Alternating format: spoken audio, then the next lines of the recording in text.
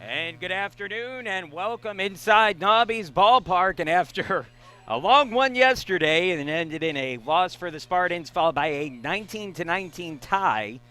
No, that's not a mistake if you're hearing it for the first team. The two teams tied 19-19 yesterday in the second game. NYU and Case Western Reserve will be back at it here today in the third game of a four-game series and trying to dodge some raindrops here as the game begins. And what is likely to be a wet but hopefully playable day of baseball here at Nobby's Ballpark. Good afternoon, everyone. I'm John Schwartz, bringing you play-by-play coverage of today's game between the NYU Violets, 18-12-1 on the season, 6-7-1 in the UAA, and the Case Western Reserve University Spartans, 20-11-1 overall, 9-4-1 in the UAA. The Spartans ranked 19th in Division III. Let's go ahead and get you the starting lineups for both of these teams, beginning with the New York University Violets batting order. Leading off and playing center field is Harrison Blue Eyes. Nick Argenziano, the first baseman, bats second. Cam Dunn playing third and hitting third, and then Nate Pallotta, the designated hitter, hits cleanup. Costa Moklis, the right fielder, batting in the 5 spot. Connor Ruggiero, the left fielder, hits 6. CJ Franchini playing second base and batting 7th. Jack Kelman, the catcher, batting 8th, and then Dakota Barbette, the shortstop, rounding out the lineup in the 9 spot. We will see Paul Gurney hitting in the cleanup spot, or pardon me, pitching today, the lefty. And we'll tell you more about him when he takes the hill in the bottom of the inning. For the Spartans, defensively, first baseman is Dane Camphausen, second baseman Franco Alonso, shortstop is Nate Arterburn, and third is Zach Carinci. In the outfield, left fielder is Logan Andraco, center fielder is Nick Harms, and right field is Jay Smith. Jack Anderson doing the catching, and Quinn Saunders, the lefty sophomore, is on the hill.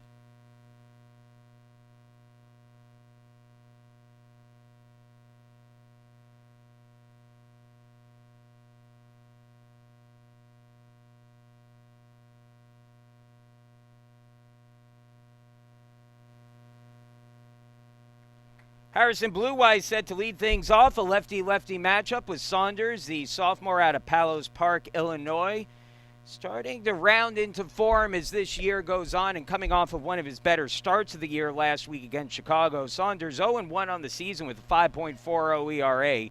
Through 9 appearances, including 7 starts, he's thrown 20 innings, surrendering just 15 hits for a 2.08 opponent's batting average. He struck out 26 in that stretch. Walks are the issue for Saunders, but starts off Blue Eyes with a called strike, 0-1.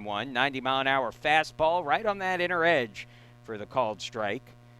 Saunders has walked 21 batters in his 20 innings of work, as the slider there misses down and out, and it's 1-1. He's also hit 5 this year. So again, for Saunders, when he is operating in the strike zone, very effective. He's just got to make sure he is throwing strikes. That one curves in there. Nice pitch from Saunders. Looked like the slider for the called strike, and it's 1-2. He had Blue Eyes backing out of the batter's box, and that one ended up right down the middle of the plate. 1-2 on the way, and that slider is in the dirt. All right, they called him out. Well, there you go.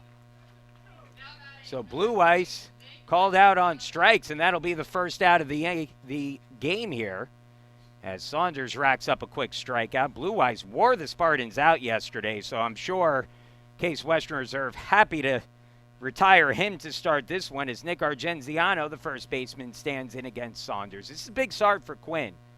If nothing else, just to stem the tide of what was a rough day yesterday for the Spartans. If, again, just said it during the broadcast, every team is going to have those days, but it felt like anyone that came into the game on the mound for the Spartans is an 89-mile-an-hour fastball, catches the inside corner against Argenziano, and it's an 0-2 count. But just felt like any arm the Spartans threw, including 2 guys who were pretty recently UAA Athletes of the Week, swing and a miss at the slider in the dirt, strike 3, and back-to-back strikeouts to start the game for Saunders. It didn't matter. The Spartans just couldn't quite get anything, couldn't stop the NYU offense, and credit the NYU bats certainly for that. But on top of that, I think there was just a bit of a regression for the Spartan pitching staff, and we'll see if, again, they can bounce back a little bit here today. They're going to lean heavily on Saunders, try to give them a little bit of length today. Again, it is not a well-rested Spartan pitching staff out there after they had to use a lot of arms yesterday. That ball lined into shallow center, And first pitch swinging, Dunn sends the fastball into center field for a base hit. So after 2 strikeouts to start the inning, Saunders gives up a single with 2 outs to Dunn, and now Nate Pallada will be the batter. Pallada, 1 for 6 yesterday, but his one hit was a big one, a 3-run homer that really set the tone for the day for NYU. Again, a Violets team that hit 6 home runs in the 2 games yesterday. First pitch fastball misses up high, and it's 1-0. 2 home runs apiece for Costa Maklis and Harrison Blue-Weiss. 1 home run each for Argenziano and Pallada at the plate. That ball in the air, center field, deep, going back as Harms. He should have a play on it, and just in front of the warning track and the scoreboard. He'll put it away for the final out of the first, and we'll go to the bottom of the first in a scoreless inning, a novelty around these parts the last 2 days. It'll be 0-0 as we move into the Spartans' first chance to bat, and let's go ahead and get you the batting order for Case Western Reserve. It'll be Jack Anderson, the catcher, leading things off. Nick Harms, the center fielder, batting second, and then Dane Camphausen, who seems to be heating up in the 3 spot for the Spartans. Zach Carinci slides into the cleanup role for Case Western Reserve. Zach has been red hot, had 5 more hits in 10 at-bats yesterday. He'll be followed by Franco Alonso, the second baseman, batting 5th. Jay Smith had another nice day yesterday. He'll be batting 6th. Tyler Stilson slides down a few spots in the lineup. A late addition to the lineup. Stilson, again, I think the Spartans trying to give him a little bit of a breather, but he apparently is ready and raring to go today. He'll be hitting in the 7th spot. Logan Andreyko, the left fielder, hitting 8th, and then Nate Arterburn had a 4-hit game in the second game yesterday. He'll round out the lineup batting 9th. For NYU defensively, first baseman is Nick Argenziano, second baseman CJ Franchini, the shortstop is Dakota Barbette, and the third baseman is Cam Dunn. In the outfield, Connor Ruggiero in left, center fielder is Harrison Blue-Weiss, and the right fielder is Costa Maklis. Doing the catching is Jack Kelman, and pitching today for NYU is Paul Gurney, the left-handed pitcher, a sophomore. Gurney 2-0 on the season through 6 starts. He's got a 2.12 ERA. Gurney has not gone deep into any of his games, similar to Saunders this year. 6 appearances, 6 starts, but he's thrown just 17 innings. Again, you could do the math. That's less than 3 innings a start. However, he has been very good. 8 hits allowed in those 17 innings. Opponents hitting just 136 against him. He struck out 27, but again, similar to Saunders, he's walked 15 in 17 innings. He's also hit 2 batters. So again, he's certainly given up his share of base runners despite being stingy in terms of allowing hits. Gurney has started the 3rd game of the series, each of the first 3 series for NYU, and he's been the Violets' best pitcher. NYU has won all 3 of his starts in conference play so far this year, and he'll start things off against Jack Anderson, who had another nice day yesterday. He's heating up at the plate now, batting at .343 on the season, and takes the first pitch, an 86-mile-an-hour fastball in the dirt. It's 1-0. So again, the Spartans certainly can be patient here today with Gurney, a pitcher who has at least shown statistically a propensity to not be accurate at times. That being said, Jack Anderson, an aggressive hitter at the plate, swings at that one and misses, and it's might have tipped it in the glove. Either way, it's a 1-1 count.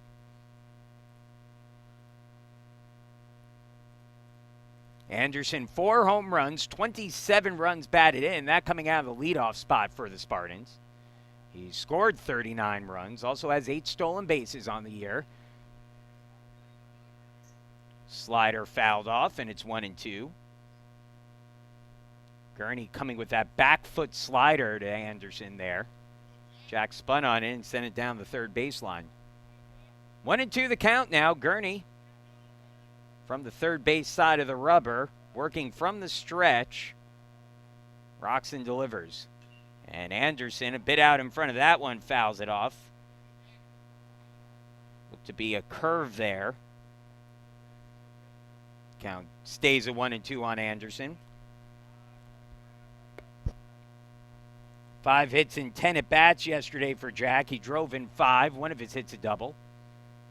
The 1-2, up and in. And it's a 2-2 count. Fastball and the breaking pitch so far from Gurney. 2-2 on the way. Gurney, a sophomore. As that one grounded down the third baseline, and there's a base hit for Anderson.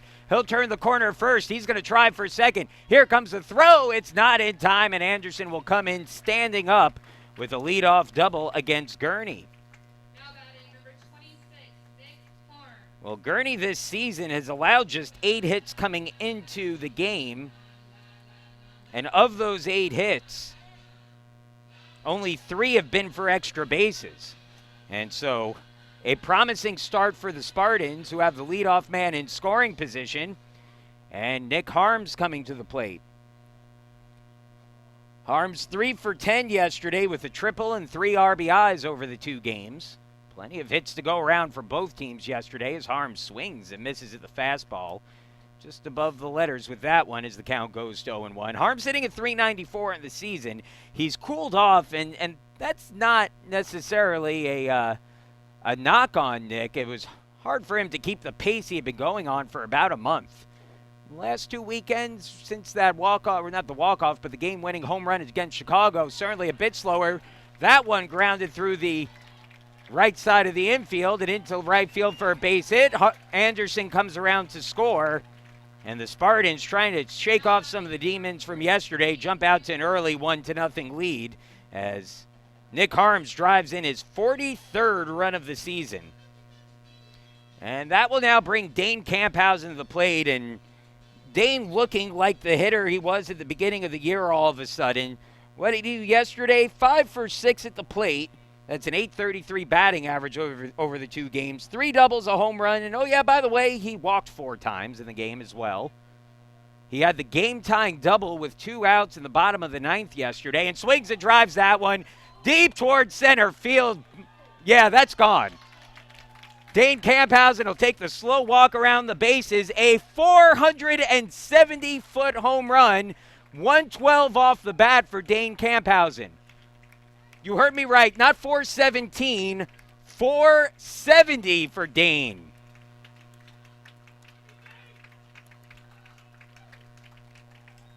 .470, 112 off the bat, and a 32-degree launch angle.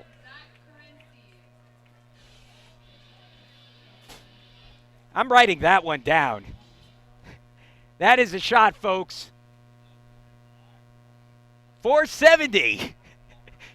Well, you think the Spartans want to get this one here today? Pitch in the dirt to Zach Carinci, and the count's 1-0. 470.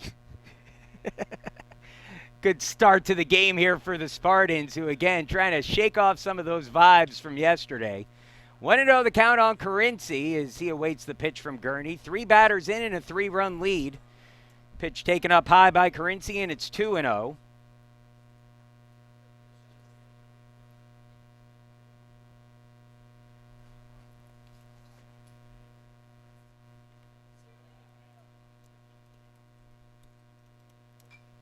And Carinci will foul that one off, and the count goes to 2-1. Well, the Spartans look loaded for bear here today as they begin the game. Again, we've seen it. No lead necessarily seems safe against what was a good NYU offense yesterday, but boy, it's certainly a bit of a statement here in the first inning for the Spartans.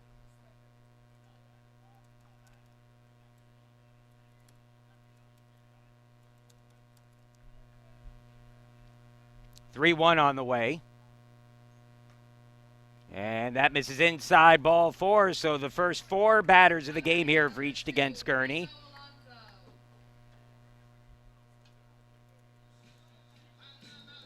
And that'll bring Franco Alonso to the plate.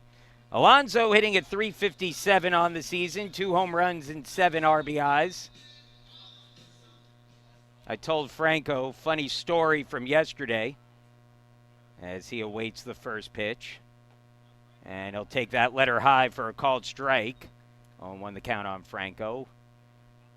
You might have heard if you were listening to the broadcast, my kids came to the game yesterday. My daughter, 3 years old, wakes me up at 3 in the morning. I didn't see her before bedtime. She says to me, Daddy, I saw your favorite baseball player yesterday. Swing and a miss there from Alonso 0-2. And again, this is 3 in the morning. I'm half asleep at the time. My daughter insists. She said, I saw your favorite player yesterday, Pete Alonso, at the game. I said, Danielle, Pete Alonso wasn't at the baseball game yesterday. What are you talking? She goes, no, I saw him. He hit twice. I said, Danielle, who are you talking about? I started thinking. I said, is there, that pitch is in the dirt, 1-2. I said, is there number 20 on the team? That's Archer Stankowski. He didn't hit. I said, maybe she's talking about Costa Mockless. I said, all of a sudden it dawned on me she was talking about Franco Alonso. Not Pete, but so I said, yes, honey, you saw my favorite player, Pete Alonso, and now it's time to go back to bed, sweetheart. Ground ball, third base, bobbled by Dunn. He'll try it first to get the out. The throw is in the dirt, but picked nicely by Argenziano.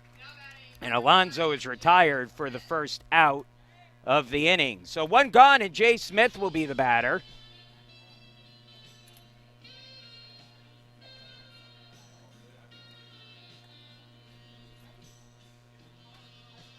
So if I sound a little tired as this broadcast goes on, just know it's because my daughter woke me up at 3 in the morning to said she saw Pete Alonso play yesterday. Jay Smith swings and misses at the first pitch, 0-1. Ball in the dirt there that he went fishing for. Gurney already 19 pitches deep here. Jay hitting at .328 on the season. Becoming a mainstay in the lineup now as his bat heats up. Yesterday, 4 for 10 with a double and a pair of runs batted in. Made a great throw from right field as well.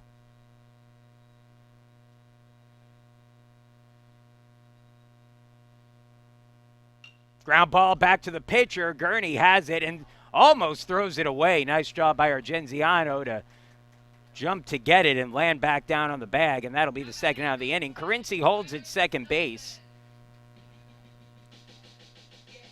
You could see Gurney on that one gave the cursory look back to second. He had no intention of throwing, but frankly might have had an out at second base if he did make the play there. Instead, Carinci stays at second, and that'll bring up Tyler Stilson to the plate here, hitting in the 7th spot today. First pitch. And it's a called strike, 0-1.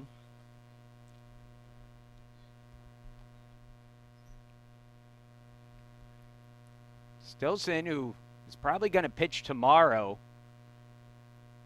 I think Matt Englander, the head coach for the Spartans, wanted to give him a little bit of a breather today.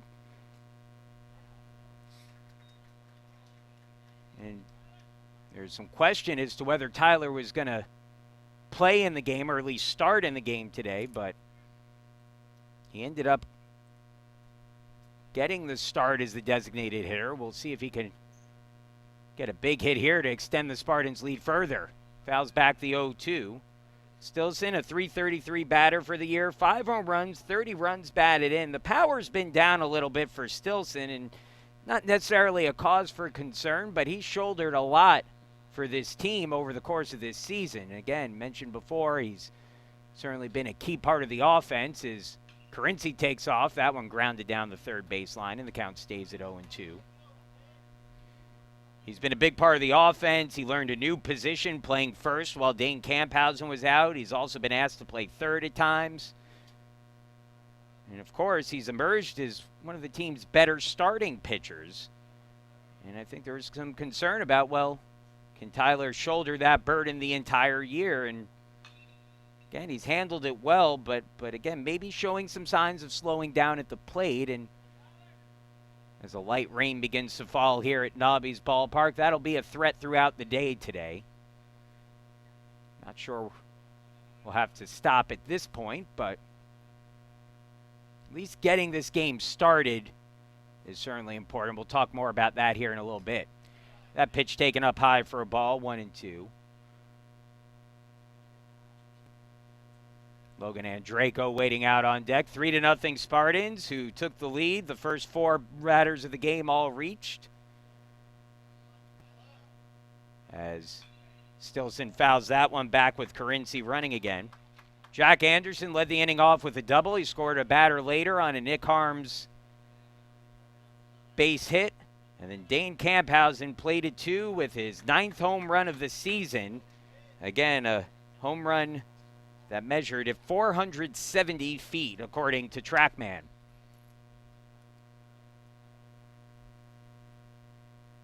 That ball sent in the air towards the gap, left center field, and that will drop in for a base hit.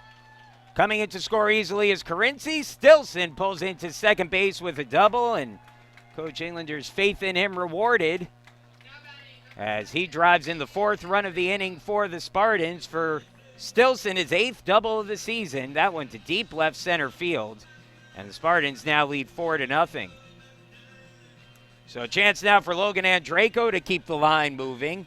Logan, 3 hits and 9 at-bats yesterday. Drove in a pair of runs in the game. Chance for another RBI here for Andreyko, who has driven in 17 this year. First pitch fastball down low, and it's 1-0.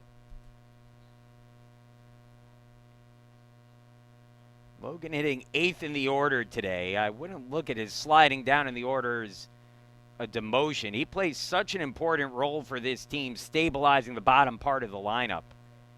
And this is the exact situation that Coach Englander is hoping to get Andreyko in, a chance to drive in runs from the 8th spot, or where he's been hitting lately, in the 7th spot in the order. But mentioned before, when this team is going well, it's the bottom part of the lineup that really ignites some of those big innings. Andreyko squaring a bunt there and bunts it foul, 1-2.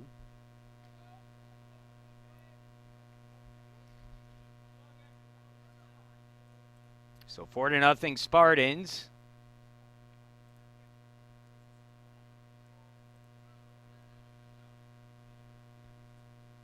Here's the 1-2 pitch. And a swing and a miss, strike 3 on the slider in the dirt. And that'll end the inning, but the Spartans jump out to a 4-0 lead with a 4-run inning that included a massive home run from Dane Camphausen. We'll be back. NYU coming to the plate. It's Mockless, Ruggiero, and Franchini due up when we return.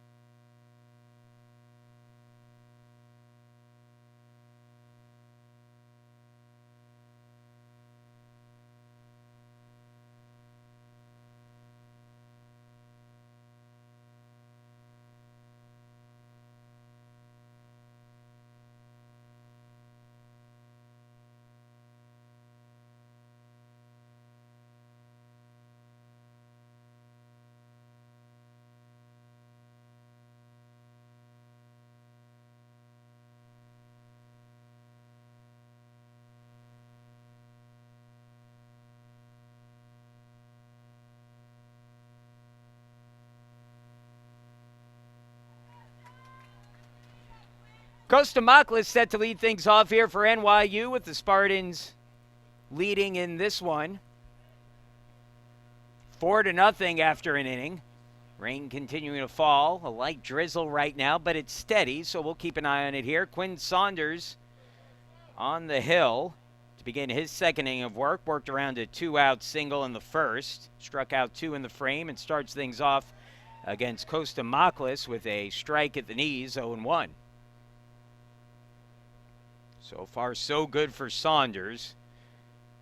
For Quinn's struggles at times this year, it has felt that when the Spartans have needed a big start, he's come through.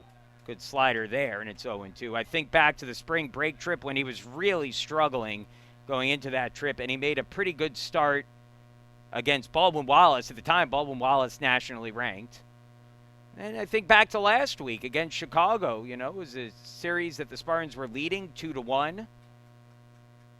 As the 0-2 on the way in the dirt. Skipped the slider in there. Might have squeezed that a little bit too hard as the count goes to 1-2.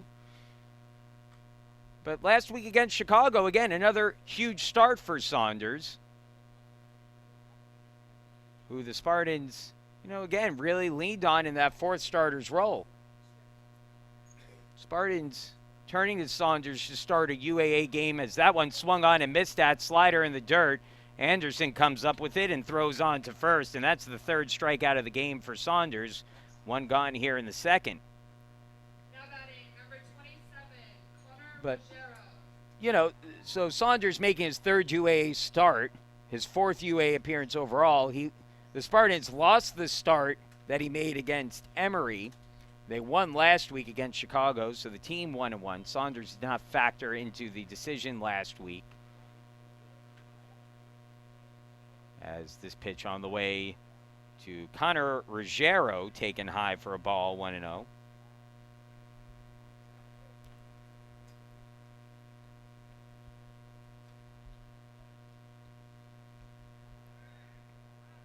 There's that slider that has been such a weapon, and he's been able to use it so far today against lefties and righties.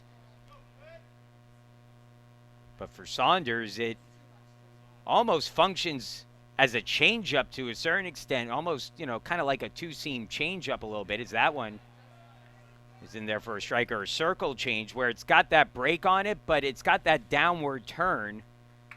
And that just dips it below the strike zone. He's got a lot of guys fishing with it so far today. The 1-2 on the way to Ruggiero. Swing and a miss. He lost the bat.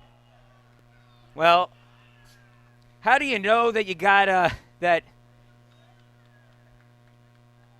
you've got some good stuff out there on the mound? That tends to be a good indication when the hitter's bat goes flying on a swing and a miss. Number 2, CJ Franchini. Again, it's early on in this one. This is as good as Quinn has looked this year. First pitch from Saunders. And that's the slider on the inside corner, and Quinn is hitting the black today.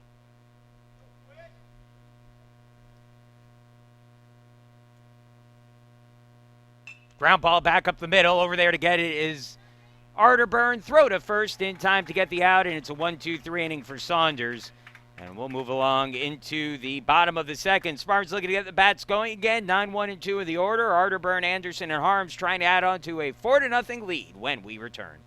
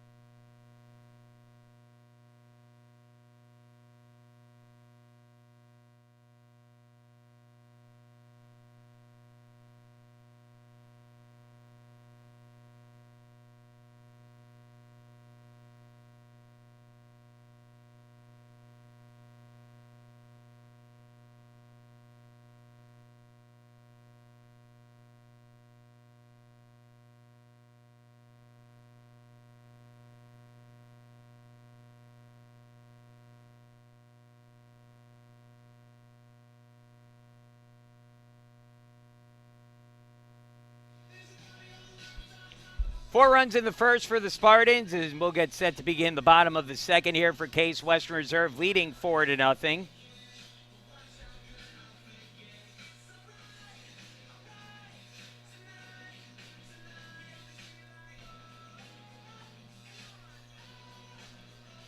It's been a good start to the game all around. Quinn Saunders, 2 scoreless innings so far. Now batting for your Spartans, And a 4-run first for Case Western Reserve. It'll be the 9-hitter Arterburn, followed by Anderson and Harms.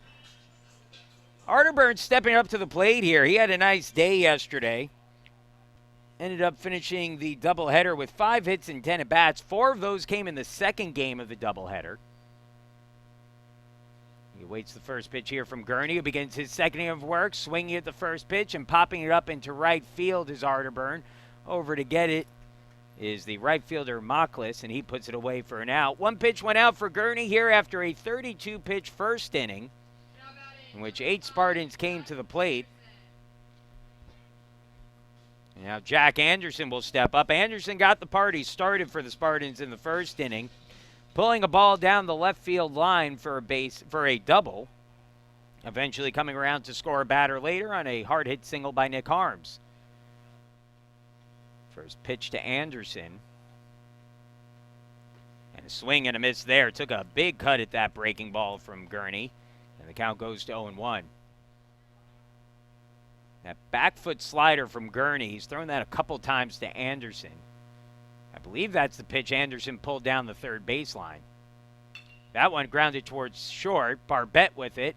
Throw to first is right on target for the out. And there are 2 quickly retired here. And Gurney an out away from a very quick inning as Nick Harms will come to the plate. Harms an RBI single in his first at bat, now batting at .398 on the season. Interesting to watch Nick hit against lefties. He seems to kind of shorten up that swing. He doesn't lose power necessarily on the swing, but what he does is against lefties, it tends to be more on the ground. You see him really attack that right side of the infield against left-handed pitchers. Fouls back that pitch, and I think that's one of the real evolutions for Nick this season that's made him as good a player as he is, where he makes such an effort to not necessarily drive the ball to the outfield in every single at-bat. It's more about just taking what the pitcher is giving him, and if he's got to get a base hit, he knows he has guys behind him. Right now he's got one 6'8" particular individual who's scorching the ball behind him, but Nick can kind of play, and especially in this position, you don't have to do it all yourself. Just try to get on base and let those guys behind you do some of the work. 1-1 the count on Harms. He holds on the breaking pitch that misses outside, and it's 2-1. Gurney had allowed just 4 earned runs through his first 6 starts of the season. He's allowed 4 here through an inning and 2/3 today. Bases are empty, though, with 2 away in the second. It's now 3-1 on Harms, and Harms should get a good pitch to hit here with Camphausen waiting out on deck, which is hard to believe that, compared to where Nick was earlier on the season, you're saying you've got to pitch to Harms here because you don't want to pitch to Dane Camphausen. And Harms could not hold on that one, and the count goes full 3-2. It was a breaking ball there, interestingly enough, 3-1 to Harms. So the count full, 2 away. I imagine we'll see another breaking pitch to Nick here. Here's that 3-2 from Gurney. And Harms fouls it off. Slider missed right over the middle of the plate. That's a situation where Nick is looking fastball, and you have to, and you try to adjust to the slider. And that's kind of the way most hitters approach, that you look fastball, adjust to the breaking ball. And that's why that one was fouled off, even though it was middle. That one grounded over to second base. Franchini has it. It's throw to first. Plenty of time to get Harms. And that will end the inning. A 1-2-3 inning for Gurney, who bounces back after allowing 4 in the first. And we'll move along into the third inning. It's a 4-0 Case Western Reserve lead. Kelman, Barbette, and Blue Eyes due up when we continue play in just a few.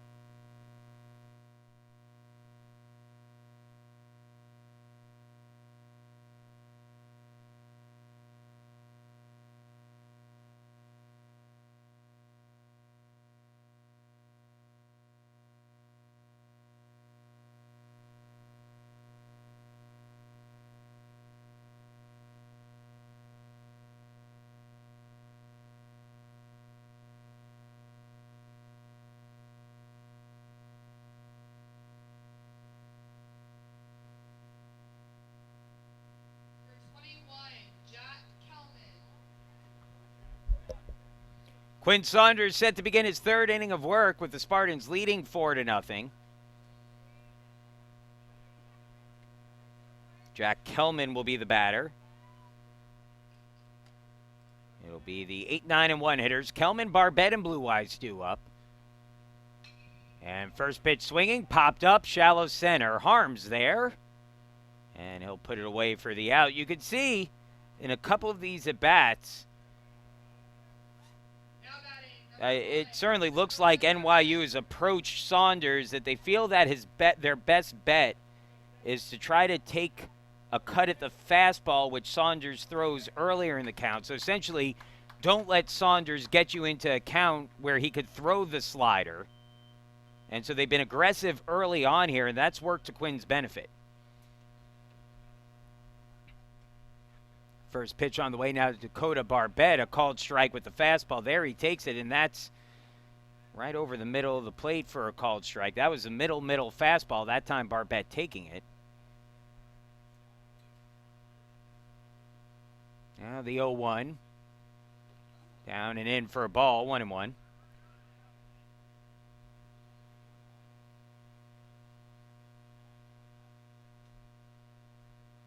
Yeah, it's kind of, just it's. I think it's the right approach against Saunders. The bottom line is that when he's locating, he's just tough to make contact against.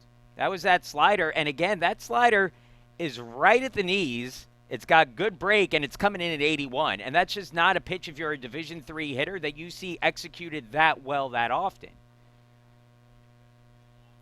And again, now Saunders into the full slider count here, and I would expect we'll see that again.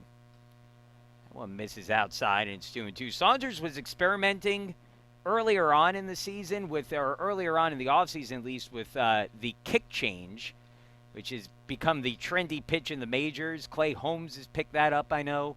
There's a handful of pitchers who have adopted that kick change, and every once in a while you see a pitch come along that becomes a trendy pitch.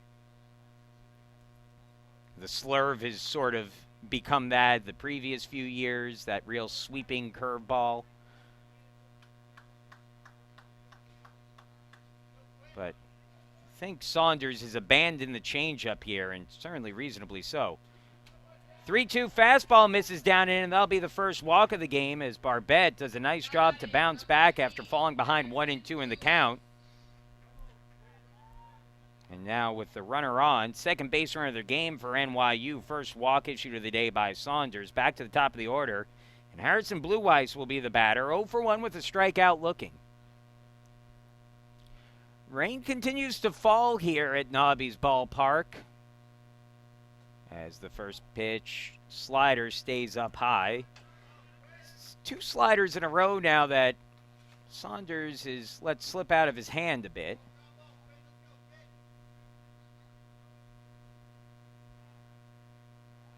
Slider is a tricky pitch because you have to be careful. If you squeeze it a little bit too tight and you don't get the rotation on it, you have what happens right there where that stays up high. But you can also get under your slider a bit and it'll just spin flat. It won't really have the movement, and that's where pitchers really get into trouble. Fastball well down and away, and it's 2-0. But if you kind of get under that slider, and occasionally, especially with guys who have either the 3/4 or the sidearm delivery, the slider spins flat. It hangs over the middle of the plate, and that's where you tend to see at any level, majors, NCAA, whatever it is, that's where that pitch really gets hit hard. So far today, Quinn's got a good spin on his. Swing and a miss, and it's 2-2. That slider again, nice pitch. Dipped right down below the outer corner of the strike zone to Blue Eyes, and it evens the count at 2-2.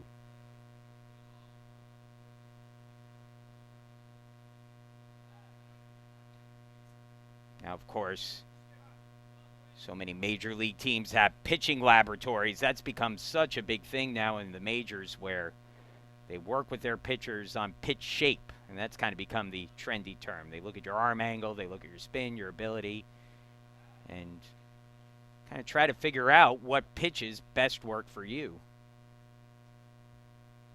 You know, it's just because you've been throwing something for 10 years doesn't mean it's optimal for your arm angle. A lot of times you kind of luck your way into certain things. Or frankly, as Saunders delivers the 2-2, swung on, ground over to second. Could be two if the Spartans hurry. Flip to second for one. No chance at a play at first. And so it'll be a fielder's choice there. Now batting, number 3. 4-6, Barbette out at second. Blue Weiss replaces him at first. Blue Weiss, a threat on the base pass, as is most of this NYU team.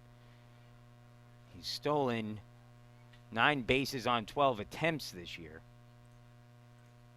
Now bring Nick Argenziano to the plate, who struck out swinging in his first at bat.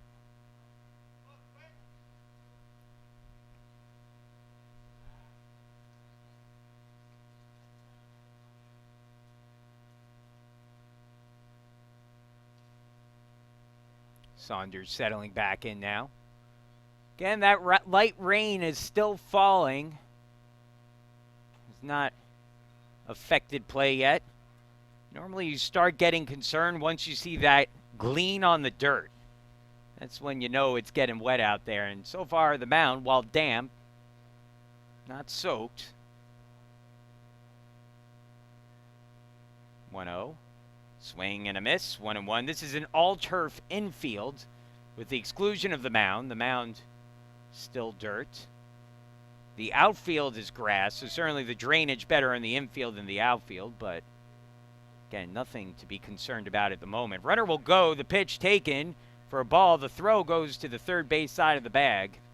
And safe at second with his 10th stolen base of the year is Harrison Blue Eyes. Meanwhile, the count goes to 2-1 at the plate. And now an RBI situation here for Argenziano with 2 away. Argenziano pitched the final few innings yesterday for NYU when both teams are really down to fumes, as a called strike there brings the count to 2-1. The rain's starting to pick up a little bit now, and that'll be something to watch here a little bit. They'll play through it for the moment as the 2-2 coming from Saunders, hoping to get through this inning. Here's the 2-2. In the dirt. Fastball slipped out of it. Well, that was a slider again, a little too low, and it's a full count 3-2.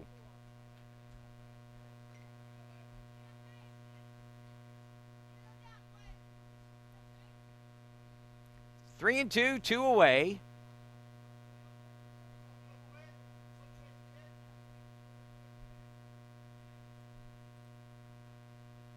And it's in the dirt, ball 4. Second walk of the inning for Saunders. And there'll be 2 on now for Cam Dunn. Now batting, number 4, Cam Dunn. Dunn 1 for 1 today, singled in the first inning. Hit one back up the middle against Saunders.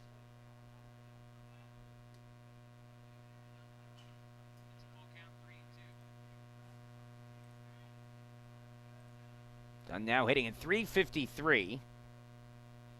Base hit was his 5th of the series. He's now 5 for 13 over the 3 games. Pitch from Saunders. And that catches the outside corner for a strike. Backdoor slider there from Saunders as the count goes to 0-1.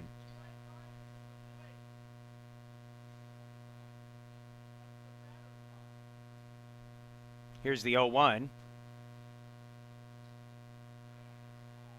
A little low with the fastball at 86 miles an hour, and it's a 1-1 count.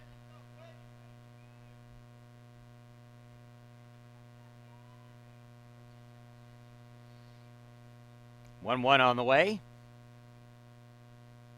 Ground ball, third base side, and that'll clip the NYU coach, Doug Kimbler.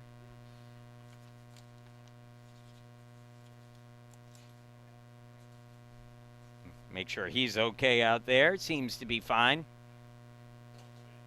Listen, you've been coaching third base for as many years as Doug has. That's probably not the first time he's taken a foul ball to the shins.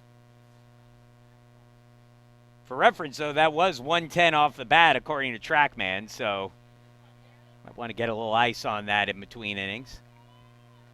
1-2 count. See if Saunders can finish off the inning here without the run crossing. His 1-2 offering. That pitch in the dirt gets to the backstop. And everyone will move up as the count evens 2-2 on Dunn.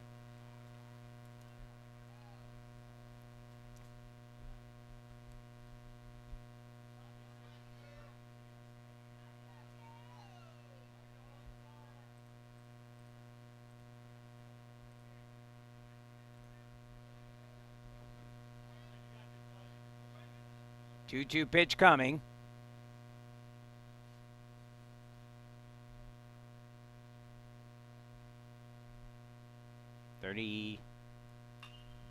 That one in the air, center field.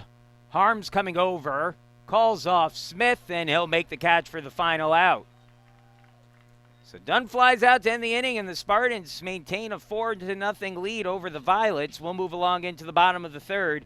It'll be Dane Camphausen, Zach Carinci, and Franco Alonso due up when we return.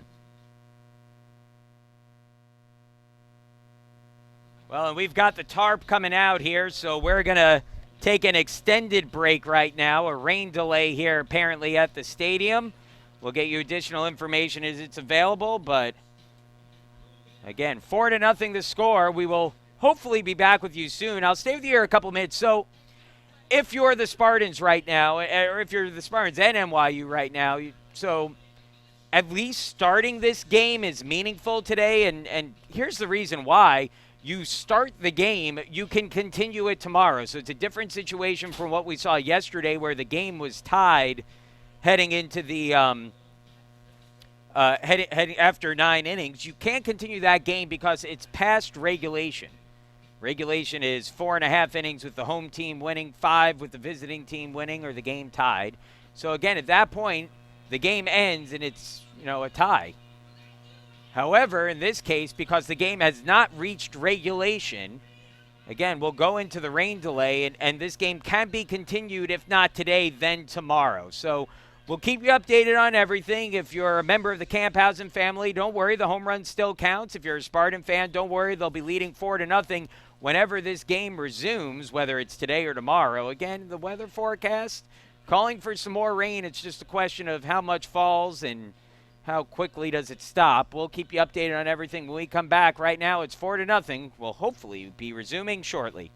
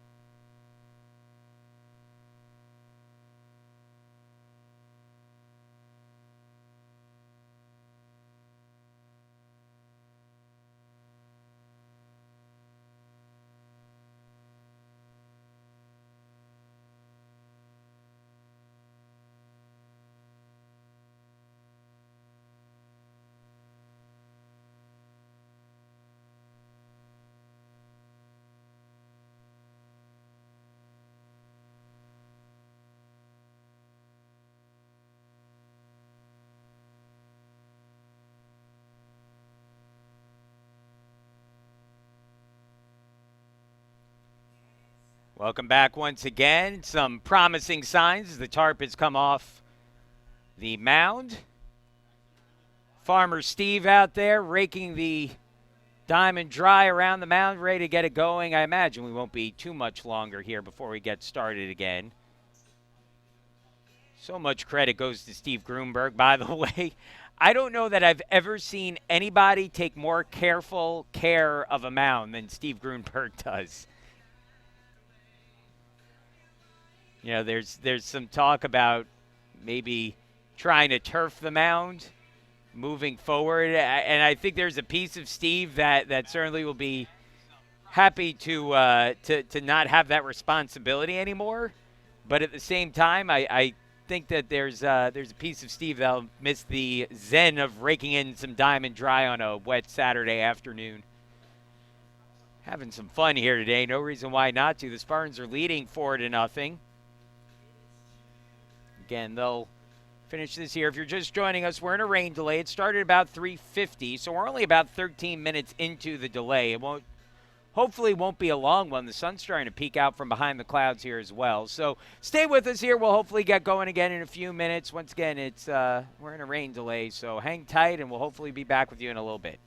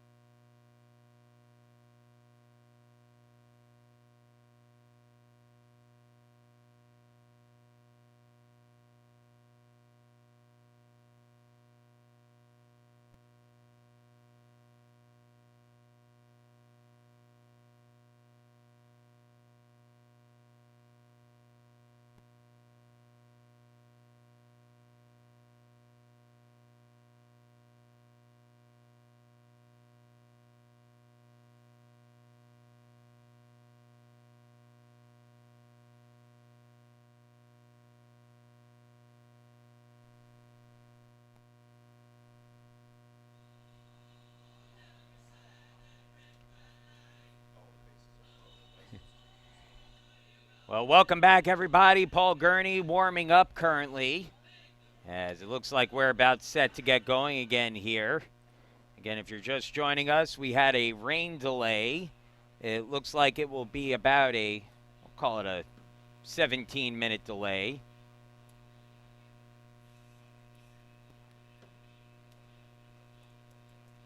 But it looks like we're going to get going again here. Paul Gurney back out on the mound, a rocky first inning, but then retired the side in order in the second. And now Dane Camphausen set to lead off the bottom of the third for the Spartans, who lead 4-0. Camphausen, we posted it on Twitter if you want, or X, excuse me, if you want to take a look. But Dane Camphausen hit a 470-foot, technically 470 feet, 6-inch home run. Don't want to short Dane any, but a just massive home run for Dane. And he will lead things off here, and Gurney will face him exactly how you want to face Dane Camphausen right now. And that's with the bases empty and leading off an inning. Camphausen now 6 for 7 in the series with 3 doubles, 2 home runs. And again, Dane finally looking healthy again. And it is showing. Remember, he started the season on that tear, and, well, he's back on the tear again right now. He's made just 1 out through the first 3 games this weekend, and Gurney here can pitch to him very carefully with the bases empty. First pitch, Camphausen swinging and grounds it foul, 0-1.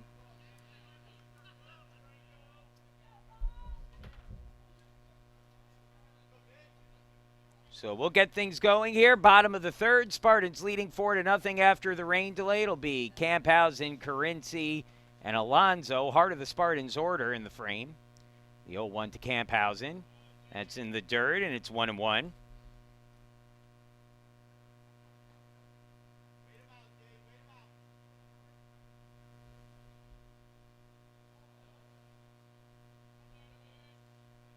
Now, Dane had been showing signs of looking more like his normal self the last week or two, and he is clearly back. Another one scorched down the third baseline, but foul, and it's a 1-2 count on Camphausen. I imagine Dane's going to see a steady diet of breaking pitches now for the remainder of this at-bat. The pitch he hit for the home run, again, 112 off the bat, 32-degree launch angle, 470 feet and 6 inches. The pitch he hit for the home run was probably just below the letters, middle of the strike zone, a fastball that he was able to tattoo over the wall in center field. Here's the 1-2 to Camphausen. Outside with the slider, it's 2-2. Good pitch there, try to get him reaching through for something. That's a pitch that Dane was reaching at the last few weeks. He seems to be a little bit more selective at the plate this series. 2-2 on the way now to Camphausen. And it's just inside. With the fastball, it's 3-2. And again, you would think 3-2, full count here, that this is a fastball count, but not with Camphausen at the plate. I think if you're Gurney here, I don't think you can throw him a strike. I think you've got to be looking backdoor breaking ball that misses off that outside corner. Here's the 3-2 on the way to Camphausen. Gurney sets and delivers. And he comes with the breaking pitch down low. And again, I think if you're Gurney, you are quite content at this point to walk Dane Camphausen the way he's been swinging the bat. So the pressure shifts to the folks behind him now as Zach Carinci will step up. Carinci drew a walk and scored a run in his last at-bat, or I should say last trip to the plate. Gurney's seeing his pitch count climb here. He's up to 48 with nobody out in the third. Carinci hits down the air, shallow center, dropping quickly, and that will fall for a base hit. Good job by Camphausen, who read that well. Dane really can't afford to hold up on that pitch. You might see some guys play it carefully, but Dane at this point doesn't have the speed to kind of go halfway and see if it lands. And again, he read it well. That was going to drop the whole time. But another base hit for Zach Carinci. He continues his strong stretch, now 6 for 11 this series. And with runners at first and second, and Alonso, who is 0 for 1 with a ground out to third today, coming to the plate. You see the catcher, Kelman, came out and signaled to his infielders how they want to play this. Looks like double play depth in the infield, which makes sense. I think they're defensively talking about whether they wanted to defend against the bunt there. That was maybe the sign. And they are playing in a bit at first base.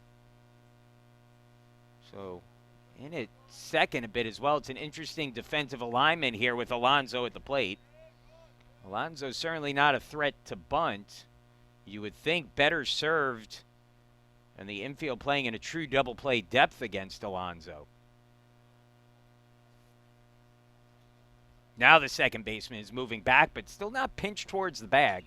That went into the air, deep towards center field. It'll chase Blue Eyes back, but he'll have a beat on it. Puts it away for the out. Camphausen gives the cursory 2 steps towards third, but no intention of advancing there on the fly out. And there's one gone as Alonso is retired for the second straight plate appearance. And now Jay Smith will be the batter. Smith grounded out to the pitcher in his first at bat. Did not seem to see the ball great against Gurney, who is a tough lefty on the mound. And a tough at bat for a left-handed hitter, such as Smith. He waits the first pitch from Gurney. And it misses up high, 1-0. So again, Gurney came into this game having won his previous 2 starts in the UAA, looking very sharp in those 2. If you're NYU, after yesterday, you had to feel pretty good coming to the mound today with Gurney out there. But so far, the Spartans in that first inning struck for 4 runs. And a chance to add on here. And again, if you're the Spartans, I don't think you can take any opportunity for granted after the mayhem of yesterday.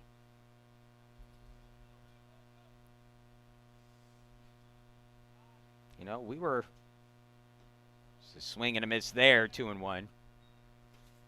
We were through 6 innings yesterday, and the Spartans had a 9-run lead in that game, and it felt like, okay, you know, maybe the Spartans will be able to end this one early. We might be looking at a 10-run rule, and, well, that flipped pretty quickly.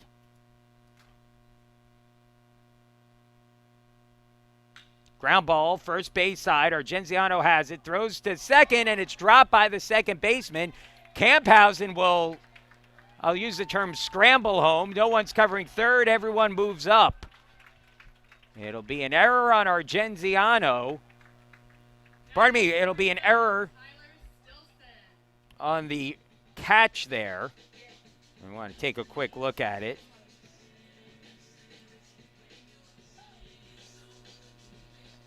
It brings across the run, and we'll have a meeting on the mound.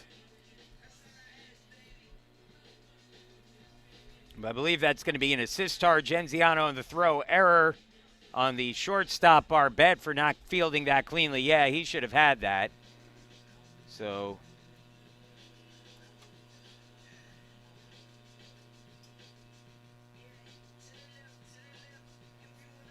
Camphausen comes in to score. No RBI on the play. It's an unearned run for the moment.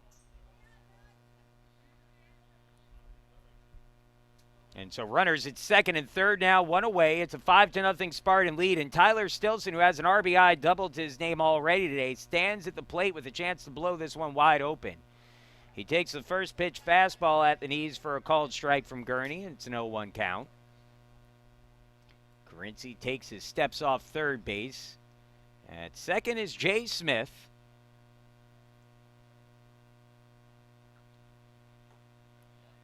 Down low, 1-1.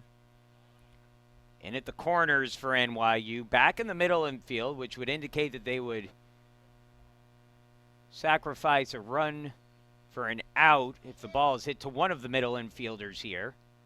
You would expect them to come home potentially with the ball hit to one of the corner infielders.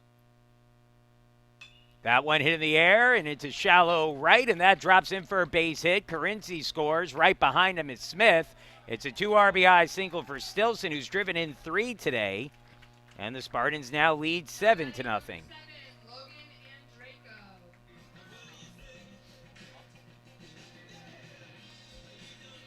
So that makes one of those runs earned. The first one scored by Camphausen.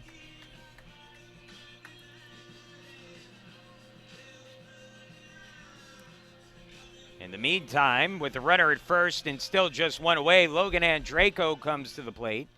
Andraco 0 for 1, a strikeout swinging. That came back to end the first inning.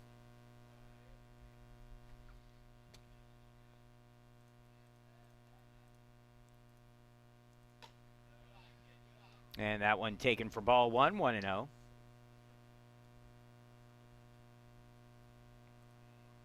Again, you want to talk about ideal world today for the Spartans. If they are somehow able to shorten this game, again, we are a long way from that, as evidenced by yesterday.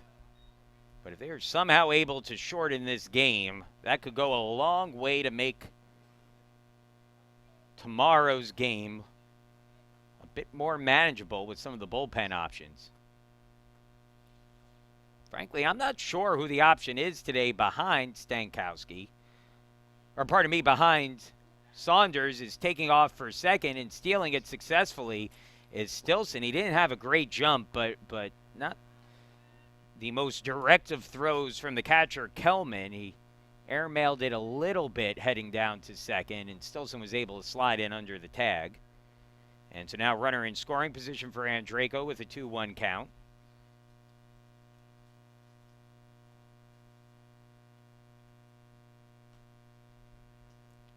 Two and two.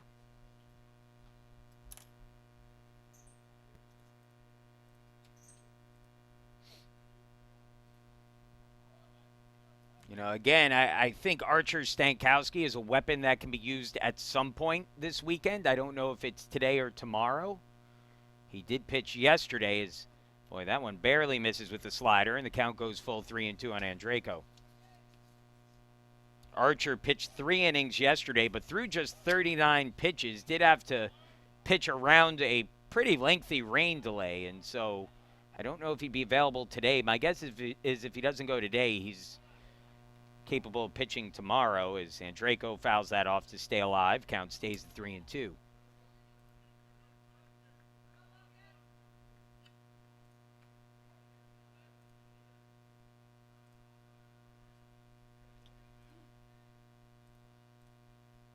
Three-two in the dirt, ball 4.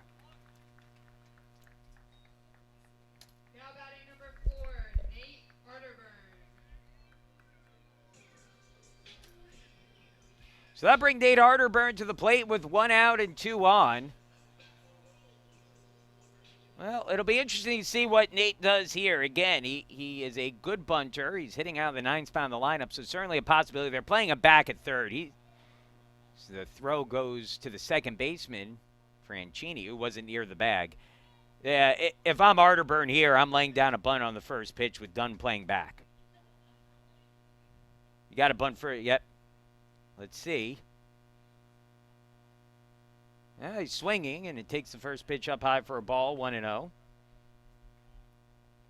Again, Arterburn, a good bunter. But they're not defending the bunt currently. Dunn taking a few steps in. And that one taken. Snap throw down to first, not in time. 2-0 the count at the plate.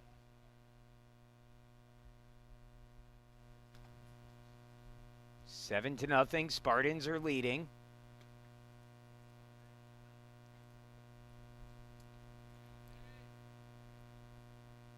Here's the 2-0 pitch. And he takes the breaking ball for a called strike. It's 2-1. Let's see if the bunt's on now with a strike on the count.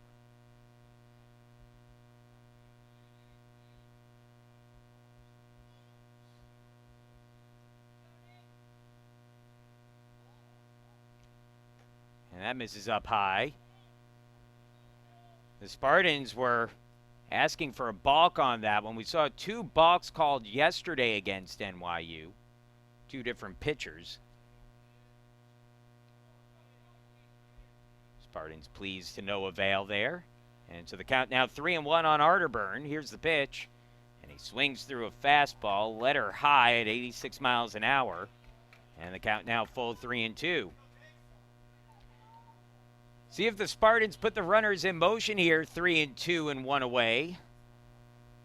Arterburn has struck out 18 times this season. The runners do go, and it's taken low. Ball 4. 87-mile-an-hour fastball. Missed low. And the bases are loaded now for Jack Anderson.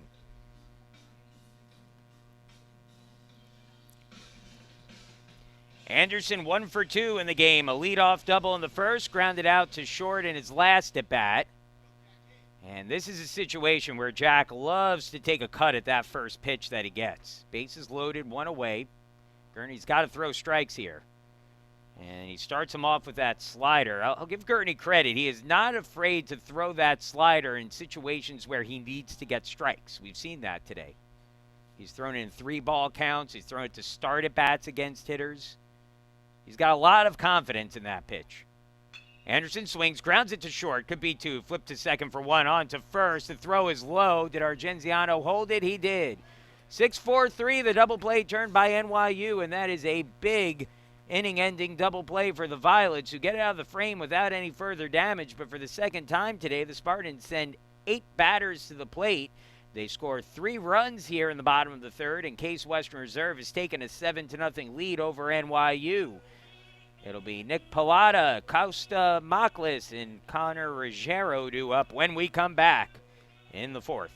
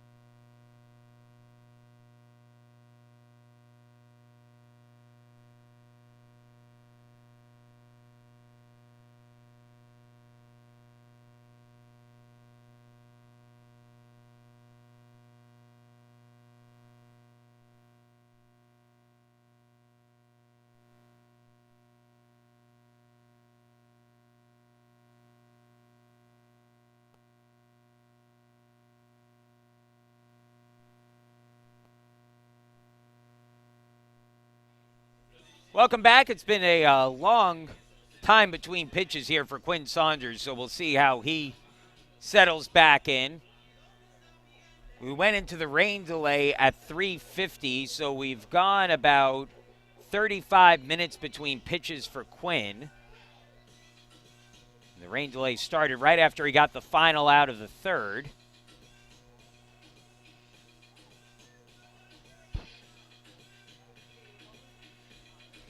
Get you updated around the UAA. You thought we had a crazy one here yesterday. Well, how about Emory? Well, to be fair, we had a crazier one here yesterday. There's no doubt not. But if we're competing on wild baseball games, I think the 19-19 tie still wins. But Emory and Chicago, that's a key series here. Emory had a, what would that be, 12-7 lead in that game heading into the sixth. Chicago put up 11 in the sixth inning. They ended up winning 21-15 in the first game of the day.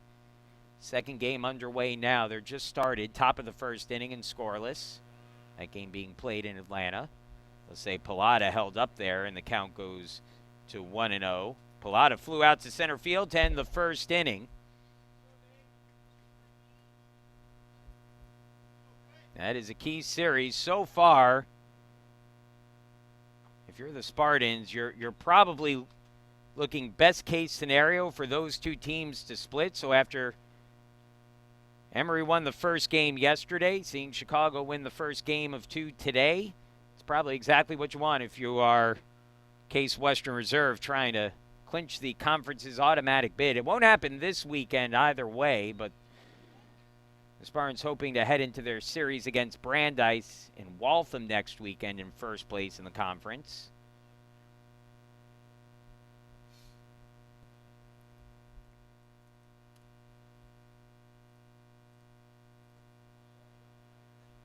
Another one down low from Saunders, and it's 3-1.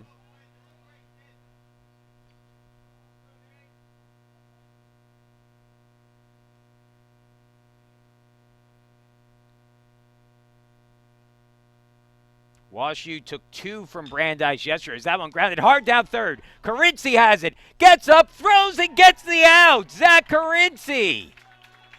Man, oh man, what about Zach Carinci at third base?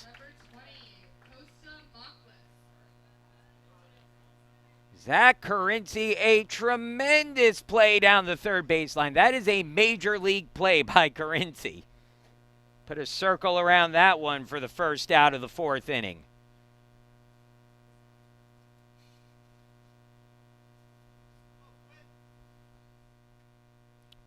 So Saunders, with the bases empty and one away delivers high to Costa Maklis, who's hitting at .305 on the year. 2 home runs yesterday for him.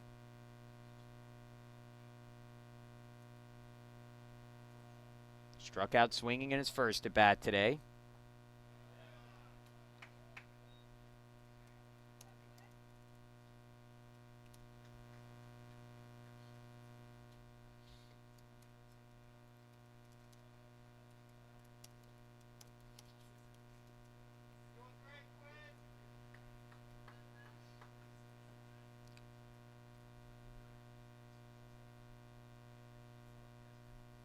Pitch on the way from Saunders. And just up high.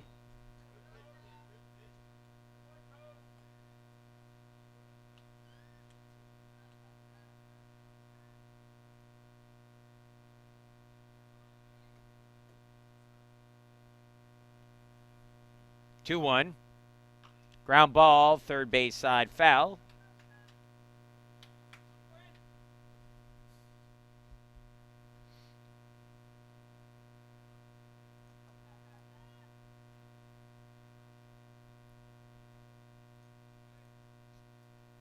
Mentioned that WashU took 2 yesterday from Brandeis. They won the first game 10-4, the second game 9-2. They are not playing today in St. Louis. Has a swing and a miss, strike 3. Saunders gets his first strikeout since the second inning, but his 5th overall in the game, and he's got 2 away here in the 4th.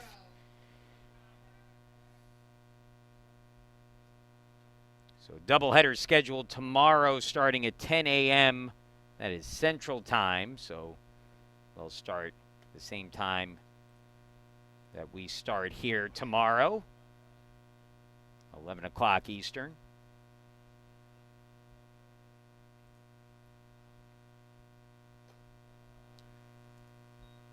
Pitch taken up high by Ruggiero, and it's 1-0.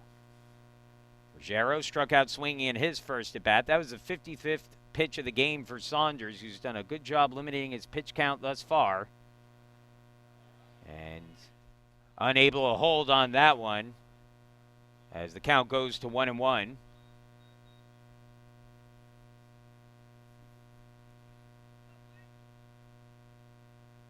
Saunders has allowed just 1 hit so far, a single in the first. On the outside corner, slider clipped that outer edge, and it's 1-2. And this is where Saunders, at least the first time through the order, has relied on that slider, throwing it middle but down, and has gotten a lot of swings and misses over the top of it. See if that's what he comes with here. Missed up high. That was a fastball. Well, if you're looking to change the eye line here, that's a good way to do it. That might have been a slider that slipped out of his hand a bit. No, that wouldn't have been. Yeah, that's a fastball. Maybe a little, try to get a little cut on it, I guess. Either way, that time skips the slider, and it's 3-2. So you're looking at the next evolution in Quinn's pitching, and you just saw it there. So he's ahead in the count 1-2. And again, don't take this as a knock on Quinn, who's pitched brilliantly today. But this is what's going to be that next level if he's able to reach it. When he can make that 3-2 pitch, the 2-2 pitch, the 3-2 pitch, as that misses outside, those have got to be competitive pitches for him, and they weren't in that situation. And again, Quinn has been so good today. This is not knocking Quinn. It's just saying that when when he takes that next step forward, it's not necessarily that you make every pitch perfect, but you've got to compete on just about every pitch. You throw with a purpose and you execute. And I think that's where Quinn sometimes, and that's not uncommon, but sometimes Quinn's pitches, while they're thrown with purpose, they're not always executed in those situations, and that costs them the walks.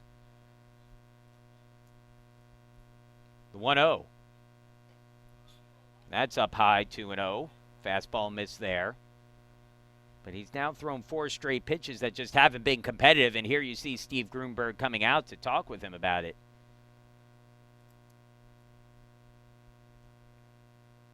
Yeah, you know, when you're pitching, and again, there's an old Rick Peterson, the former pitching coach who bounced around with the Oakland A's, with the Mets. You know, it's my favorite line. He was talking with Oliver Perez in spring training one year, and you know, Oliver Perez was notorious for being a wild pitcher, especially as a starter early on in his career. Eventually became a pretty good left-handed reliever. But the ball would be going all over the place, and he wouldn't have any purpose with his pitches. And so Peterson walks up and he says, Ollie, he goes, you know, show me your map. And Ollie looks at him kind of funny, Oliver Perez, and he you know, he's kind of, well, what are you talking about? I don't have a map. And Peterson goes, well, if you don't have a map, how do you expect to know where you're going? And that's sort of the point he tried to hammer home, and that's sort of the point here is that, you know, if you're a pitcher, you've got to have a rough plan in your head of how you want to approach a batter. You know, it's okay, so I'm going to throw the first pitch past fastball. Great, I get the first strike on that. Well, what's my next pitch going to be to him? Okay, well, it's a slider. I want him to swing it something down and away. Well, he takes that one. He takes it for ball. Then what am I coming with next? But every pitch, as much as you can, you want to throw with a purpose, and then you want to execute that. Swing and a miss it. A good fastball there, 2-1. It doesn't mean you're always throwing strikes. It's okay to throw the fastball out of the strike zone, but you want to do it to set up another pitch.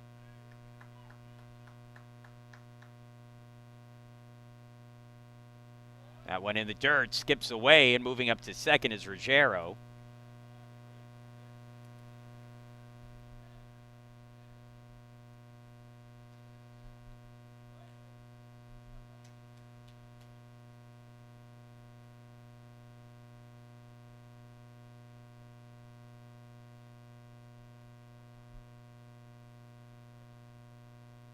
You know, going back to that Ruggiero at bat, you saw Quinn set him up perfectly.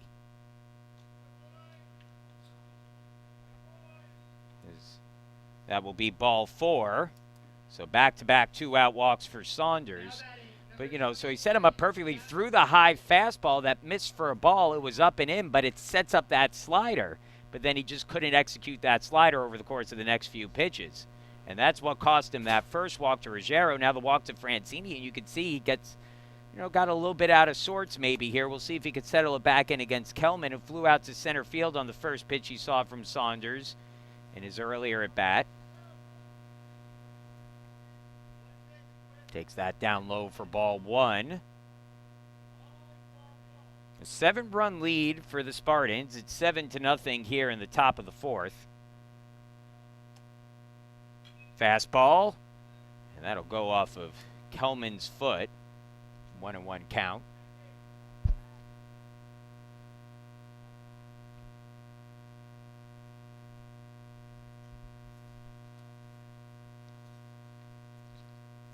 Give Kelman a second here to try to collect himself.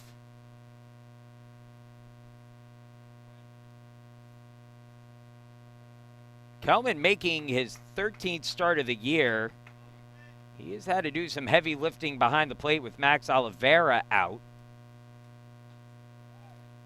That one just missed up high with the fastball, and it's 2-1. Oliveira, the junior out of Chicago, the normal catcher for the Violets, started 19 games this season for NYU, hit .328, 2 home runs, 21 runs batted in. Swing and a miss. Good slider there on the backdoor pitch, and it's 2-2. But again, Oliveira not traveling with the team this weekend. And give credit to Kelman, who has swung the bat well. Despite coming in with a batting average below 200, he has not looked like that kind of a hitter this weekend. Swing and a miss, strike 3. Got him swinging at the back foot slider. And that ends the 4th. The Spartans leading 7-0. Saunders, who hasn't allowed a hit since the first, works around a pair of 2-out walks, and we'll move along to the bottom of the inning. Harms, Camphausen, and Carinci due up when we return. Case Western Reserve leading 7-0.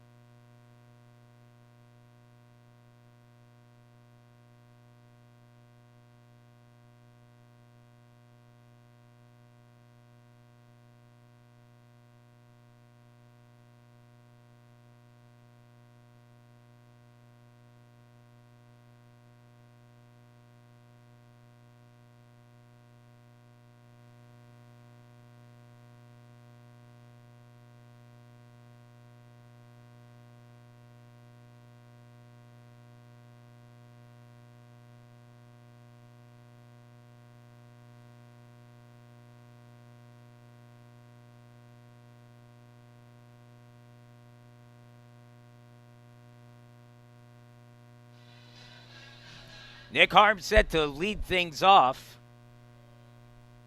Harms 1 for 2 with an RBI single, hitting at .395, facing Gurney, who begins his 4th inning of work with a swinging strike, 0-1 the count. 7-0 Spartans, bottom of the 4th inning. In Atlanta, Emory has gotten off to a 1-0 lead. They're now in the top of the 2nd. Here's the 0-1.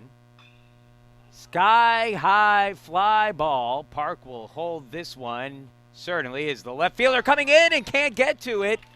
And it drops in, and that'll be a double for Harms. Certainly one that could have been caught, but just misjudged by the left fielder. And kind of a little league double to left for Harms for the to start the 4th, and now a man in scoring position for Dane Camphausen.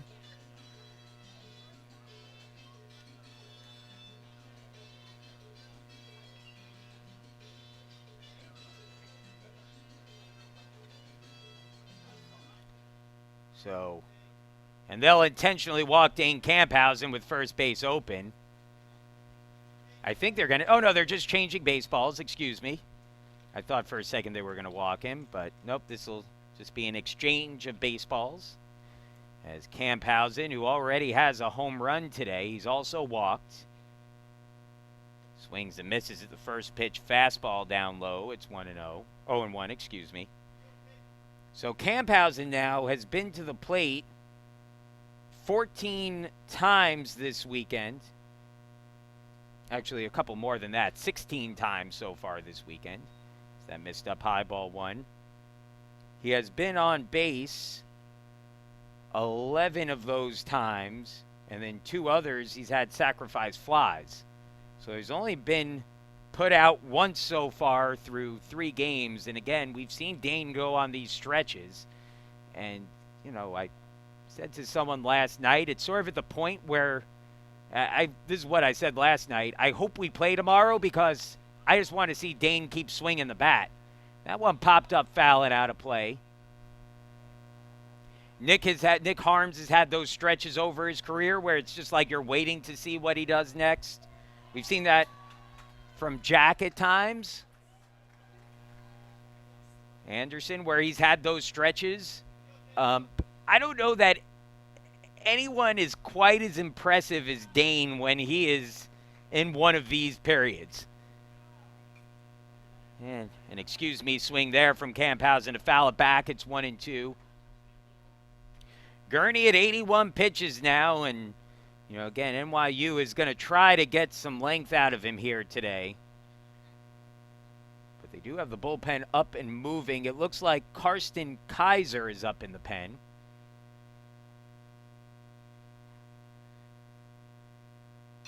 That ball in the air, right field, deep but playable.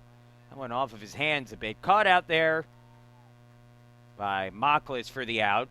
Tagging and moving up to third is Harms. In a rarity this weekend, Dane Camphausen produces an out. And now Harms, it's a productive one nonetheless, as Harms moves up to third base with one away. And the batter will be Zach Carinci, who's been on base twice and scored 2 runs. He walked in the first, singled in the third.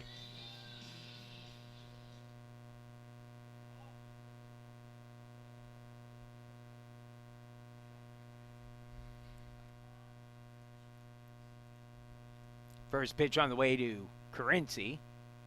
Up high for a ball, 1-0. Zach's now hitting at .318 on the season. He's got 6 hits and 11 at-bats this series. And he's been one of the top hitters so far in the UAA in terms of batting average. Had a double in the 9th inning yesterday. Ended up scoring one of the 2 runs on Camphausen's game-tying double with 2 outs in the 9th as the sun was, I would say as the sun was setting, the sun was basically set by the time that Camphausen hit that last ball. It was pretty dark out there.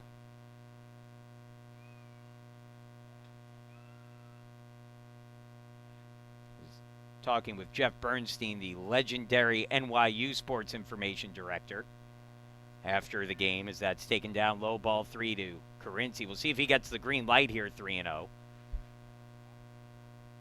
And I said that, I'm pretty sure NYU changed their right fielder, but I couldn't tell you who it was because it was too dark out for me to see from that far away. Called strike, Carinci was taking all the way and takes a fastball that just clips the upper inside corner of the zone, and it's 3-1.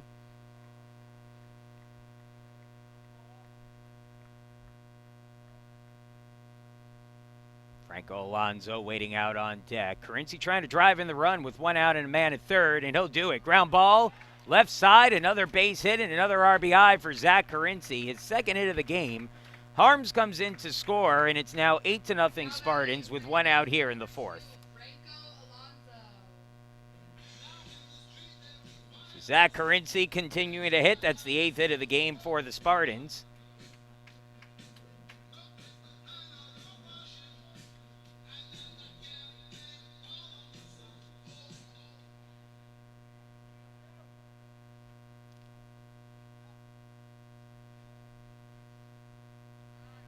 Franco Alonso now hitting. Alonso trying to get in the swing of things here. I believe the only Spartan, yeah, indeed he is, the only Spartan hitter yet to reach base in this one. He's 0 for 2, a ground out and a fly out.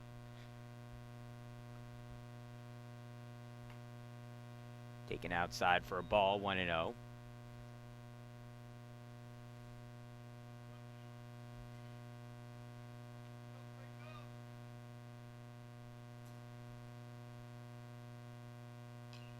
And that's popped up, fouling out of play.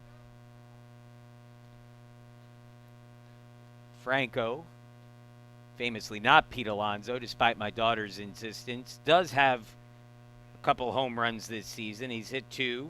He's driven in 17, 8 doubles and a triple this season for Franco. The second-year player for the Spartans, a graduate student. He played his undergraduate career at Cornell. Did not see a lot of playing time for the Big Red.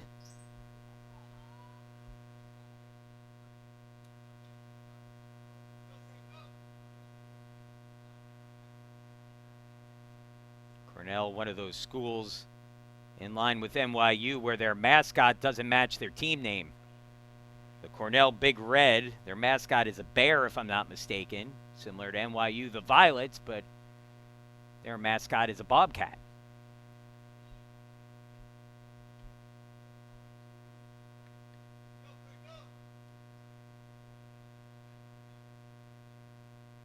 And Alonso wears that one, and he'll move up to take first base on the hit by pitch. Moving to second is Carinci with 1 away. Well, you got to wonder with Gurney, who again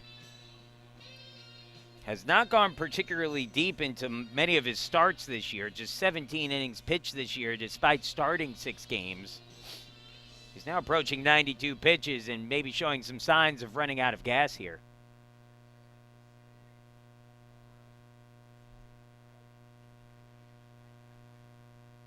Jay Smith, the batter, and takes that up high. Reached base on an error and came around to score a run his last time up.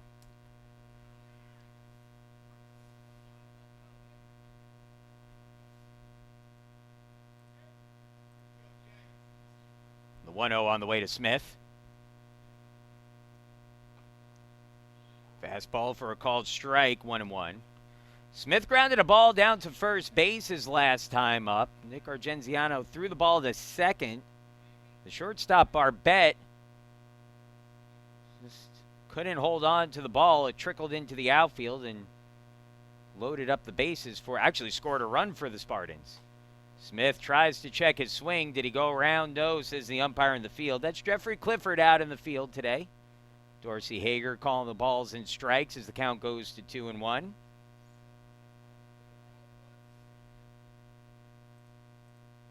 Good job by Smith to hold up there.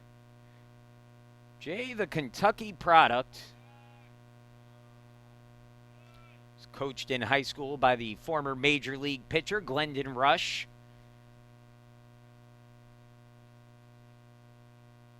Whenever I think of Glendon Rush, I think of those black Mets uniforms. Runners go. The pitch swung on and missed at for strike two. Both runners take off, and it'll be stolen bases for Carinci and Alonso with no throw. So a double steal there for the Spartans.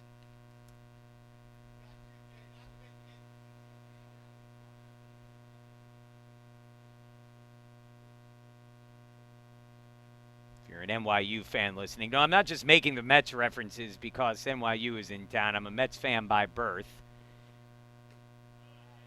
But hopefully it makes you feel a little bit more comfortable with the broadcast here. I know NYU draws from all over the place, but I'm a Queens native. Grew up maybe about a mile away from what at the time was Shea Stadium in Flushing. Now, of course, Citi Field took it in its place as that ball lined into left center, and it's a base hit for Jay Smith. He'll dig for second and pull in there. It's a 2 RBI hit for Smith. And the Spartans now on top by 10. It's 10-0. So Smith continuing to swing it well. And now Tyler Stilson, who has driven in 3 today, an RBI double in the first, a 2 RBI base hit in the third, and it looks like he'll face a new pitcher for NYU as Gurney appears to be at the end of his day. We'll take a break. 10-0 Spartans, still just 1 out and a runner at runner at second when we come back.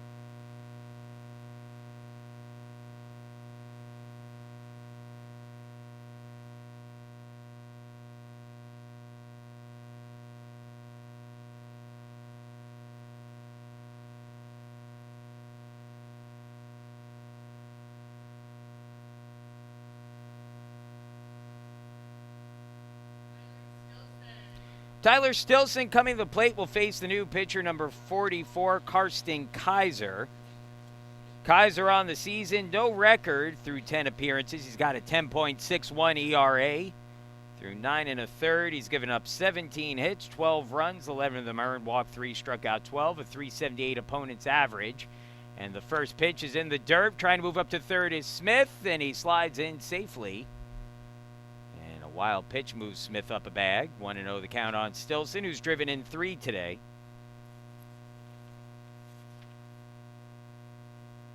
Kaiser, 6'4", 190 pounds, out of Glen Mills, Pennsylvania, Archmere Academy.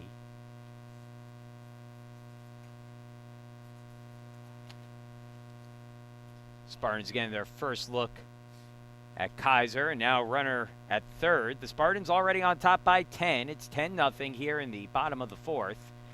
Called strike to Stilson, and it's 1-1.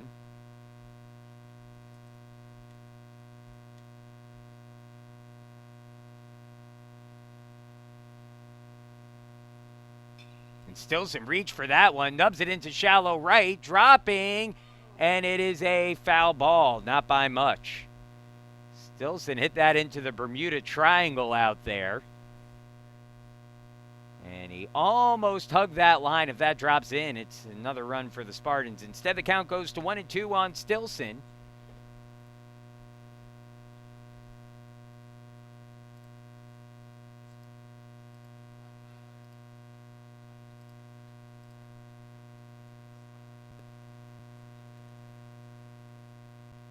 And that one roped deep into left field. Back to get it is Rogero, and he'll make the catch for the out. A hard hit ball there for Stilson, 101 off the bat. And that'll drive in the run. The Spartans leading 11-0 now. A sacrifice fly for Stilson. And now Logan Andraco with 2 outs and the bases empty. Andraco 0 for 1, a strikeout swinging and a walk today.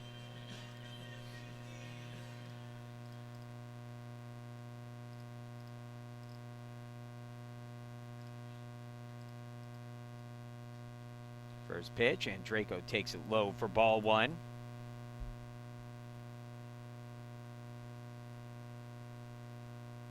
Well, it's been all Case Western Reserve in this one, and, you know, I said it before. As a swing and a miss brings the count to 1-1. Every team is going to have a day or two, even the best teams are going to have a day or two like the Spartans had yesterday. And it just seemed like anyone they put on the mound could not get an out, or at least consistently get outs. And again, it was a bunch of really good pitchers out there for the Spartans, and they just couldn't find a rhythm out there. That one misses outside. What you want to see from the team is a response to that. You want to see how the team bounces back the next day, and you look up at the scoreboard right now and you say, okay, this is the team we were expecting here. Ground ball hit to second. Franchini fields it and is throw to first in time to get the out, and that ends the inning. But the Spartans add on 4 more. Their third inning today that they've scored 3 or more runs. It's 11-0 as we move to the fifth. 9-1-2 for NYU. Barbette, Blue Eyes, and Argenziano when we come back.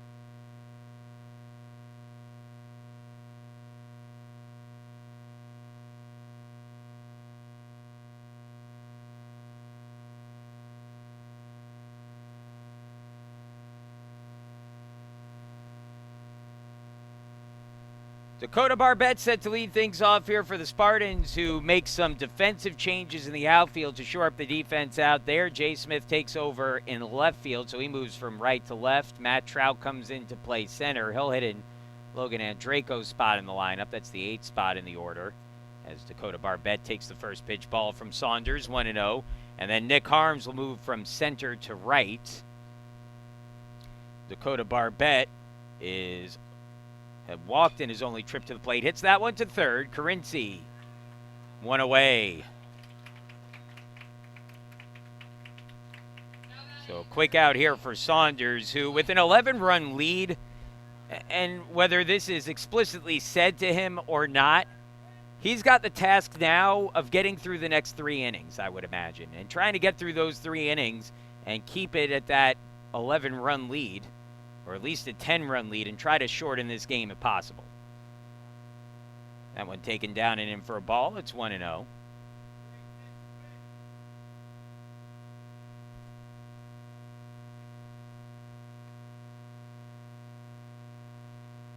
Congratulations to the Case Western Reserve University men's tennis team, which wrapped up its regular season today with a 4-3 win over Carnegie Mellon in Pittsburgh. Good win for the Spartans there. 2-0 on the way to Blue Wise. Congratulations to the Case Western Reserve softball team, which has won the first 2 games of their series against Chicago. They'll play the second game of a doubleheader starting momentarily. Here on the baseball field, we'll have senior day tomorrow for the Spartans, as prior to the game they will recognize their graduating class. Blue Wise takes that for a called strike. It's 3-1. Blue Wise is 0 for 2 today, which is a pleasant change of events for the Spartans, as he has absolutely torn things up this week. That one maybe missed a shade up high, and Blue Wise takes it for ball 4. Blue Wise, who had 7 hits in the 2 games yesterday, is on base for the first time today, and now it'll be Nick Argenziano who steps up, 0 for 1 with a walk and a strikeout.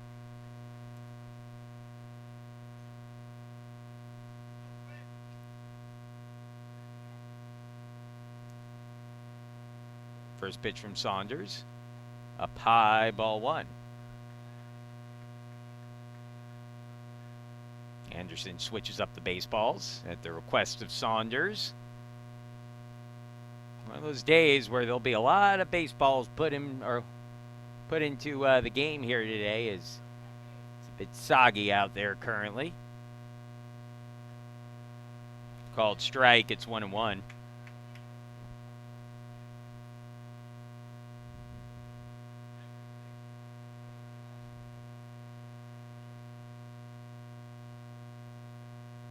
One pitch. Called strike, 1-2. Fastball might have clipped that outside corner. For the second strike of the at-bat to Argenziano, who has been on base once with the walk. He's also struck out swinging. Hitting here with Blue Ice over at first base, and 1 away.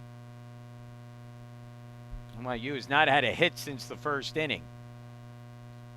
And again, after yesterday, for Saunders to come out here and allow just 1 hit over his first 4 1/3 innings of work, that's an impressive job by Quinn. A little bit outside with the breaking ball, and it's 2-2. So the high slider there. Let's see, does Saunders try to go back to the back foot breaking ball? 2-2. Here's the pitch. Well, hung it a little bit, but Carinci has it over to second for 1, relay to first. Nope, no throw from Alonso. A little bit too softly hit there. And that'll be the second out of the inning, as Blue Wise erased from the base paths.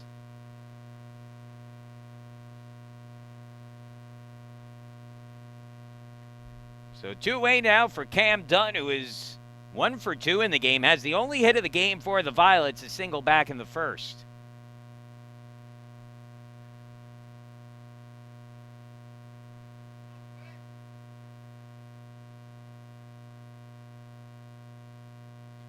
Breaking ball for a strike. It's 0-1. And that backdoor breaking ball is becoming increased part of his arsenal as this game has gone on. The 0-1. There's another slider in the dirt. It's 1-1.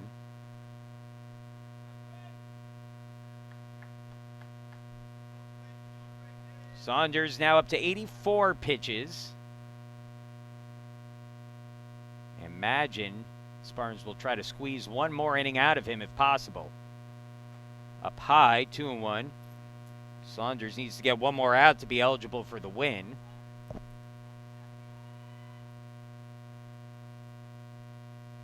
Although I guess if this is a 7-inning game, technically, if the Spartans do finish this off in 7, he could get the win with just 4 innings, but hopefully you don't have to debate about that one here. There's a called strike, and it's 2-2.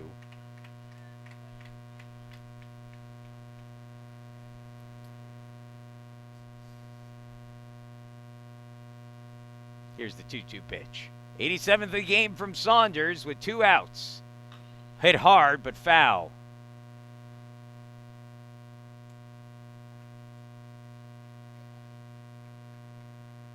Doug Kimbler happy that that one avoided him.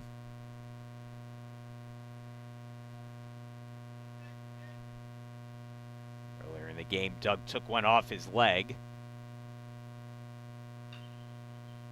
I've received info from a trusted source that was actually the first time that Kimbler has been hit in the last 10 years coaching third. So just remember Doug Rice. Rest, ice. Was it compression and elevation?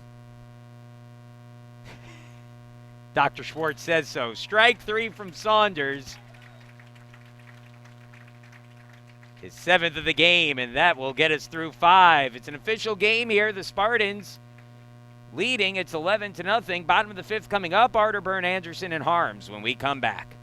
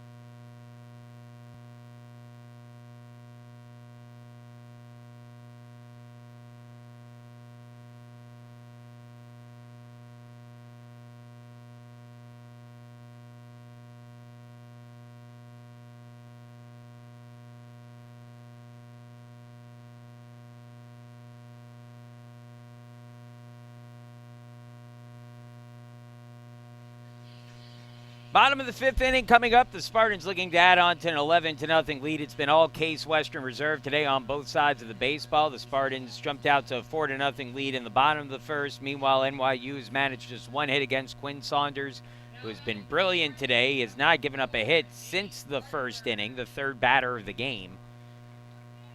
And I'm not sure the phrase "just what the doctor ordered" has ever been more applicable to the way this game has gone so far for the Spartans after yesterday's mayhem. Kaiser out for his 2nd inning of work and takes a called for a strike to Nate Arterburn. It's 0-1. Arterburn 0 for 1, flew out to right field and has drawn a walk in his 2 plate appearances. Foul back. And it's an 0-2 count on Arterburn.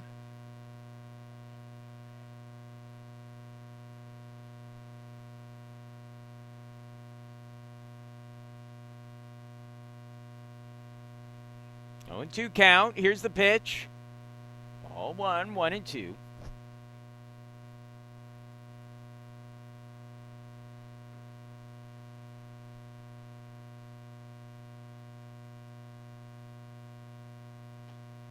And they'll call that a strike on the outside corner. Looked like it missed, but it's been a wide strike zone all day, really all weekend from Dorsey Hager. And that'll be the first out of the inning. Hager's got some latitude on that strike zone. We spoke about that yesterday.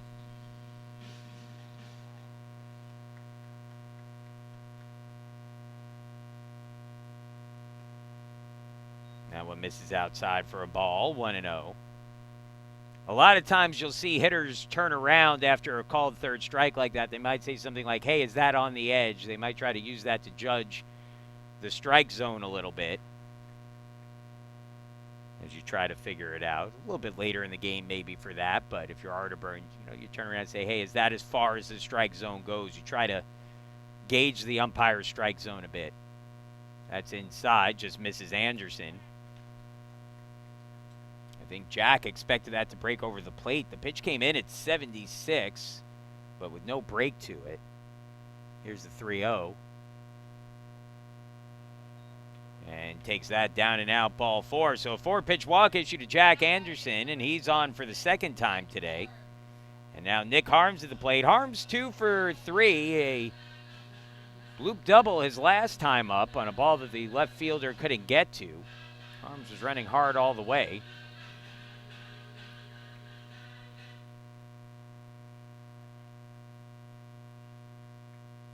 First pitch to Harms. Down and in for a ball, 1-0.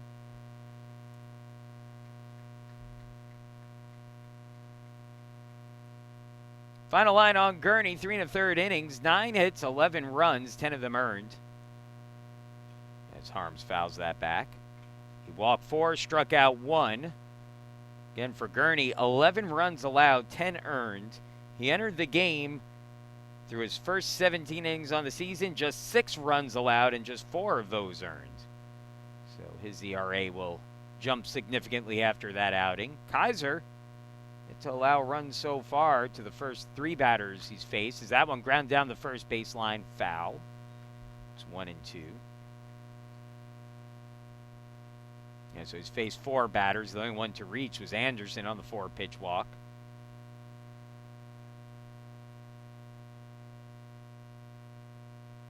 The other side of the ball, Quinn Saunders, 5 innings, 1 hit, no runs, 5 walks, 7 strikeouts for Quinn.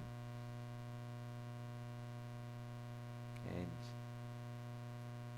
it appears he's coming back out. I don't see any action in the bullpen now for the Spartans, so it appears that Saunders will get the 6th at least. Spartans trying to add on a few more here. The 1-2 and a pickoff attempt. Anderson is back.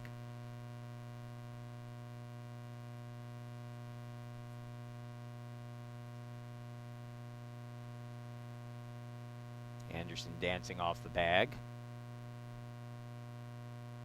He'll take off. The pitch swung on, line drive, right field, and it's another hit for Harms, his 3rd of the game.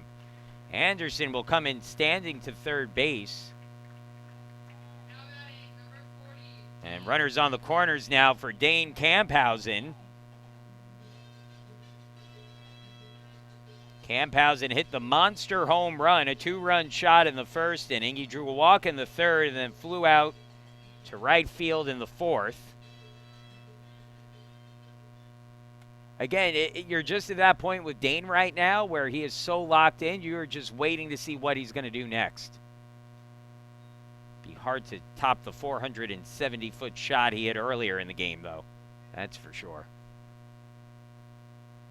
Dane with a 4-home-run game to his name already this year. Now has 9 home runs on the season, 2nd among all Spartan players. Takes a called strike. That was his 53rd career home run.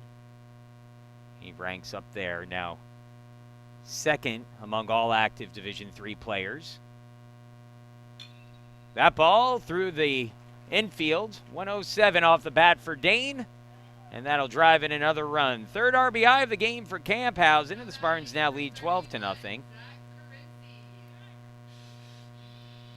Everything is coming hard off of Dane's bat right now.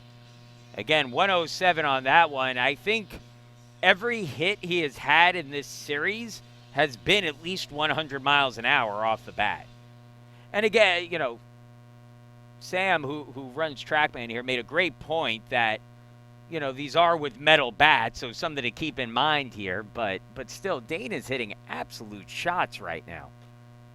That pitch taken up high by Carinci, and it's 1-0.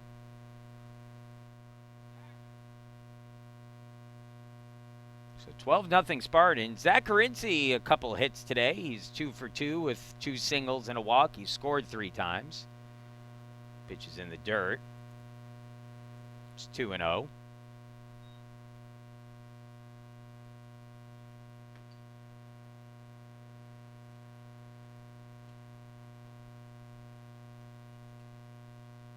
I think after yesterday, the Spartans are going to keep pressing here. That one grounds softly to first. Throw goes to second for 1. Back to first, not in time. That is a new first baseman out there. That's Dan Argenziano, who took over at first. Good job by Carinci to beat that out.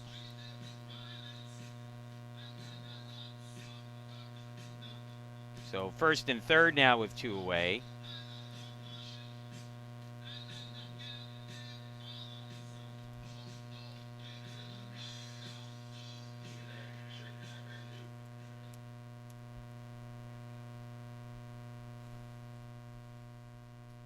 Look around here, make sure NYU didn't change anyone else up on me. That ball grounded to second, fielded by the shortstop Barbet, who tags the bag for the out, and that'll end the inning.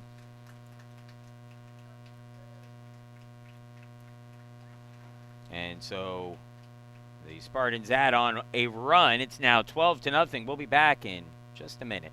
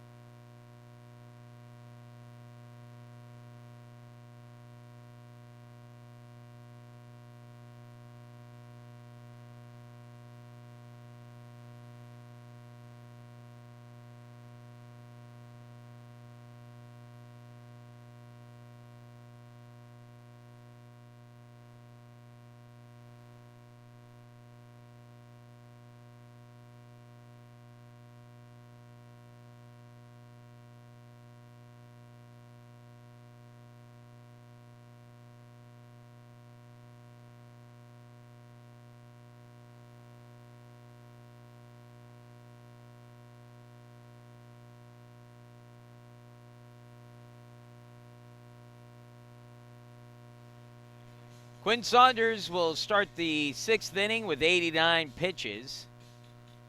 We'll see how far the Spartans push Saunders today. The rain's starting to fall again. Not as heavy as it did earlier when we forced a delay, but some light rain falling currently.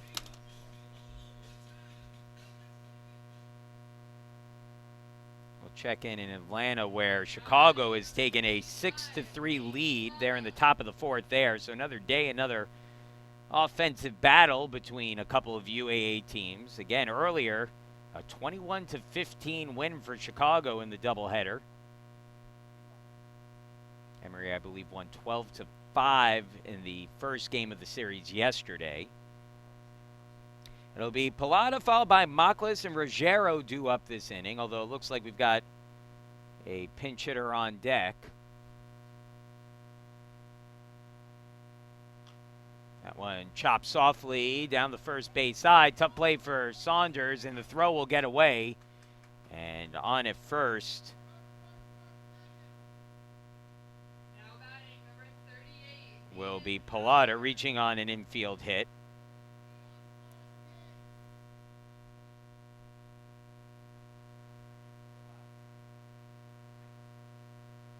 And pinch hitting here, although I think he was in the game last inning, is Aiden Howladar.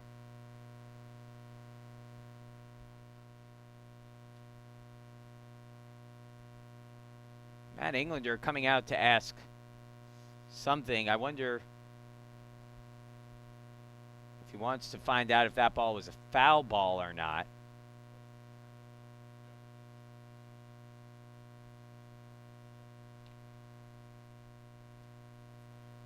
So, yeah, I don't think Howladar is pinch hitting here. I believe he was in last inning. Get a pinch hitter out on deck as well as Michael Burden.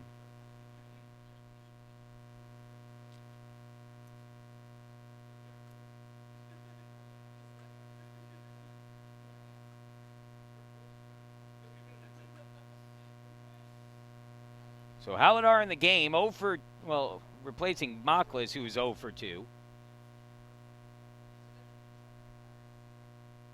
And it looks like we do have a pinch runner over at first. Get you that number here in a second.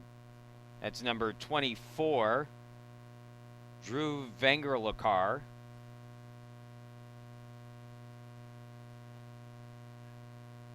So NYU starting to empty its bench.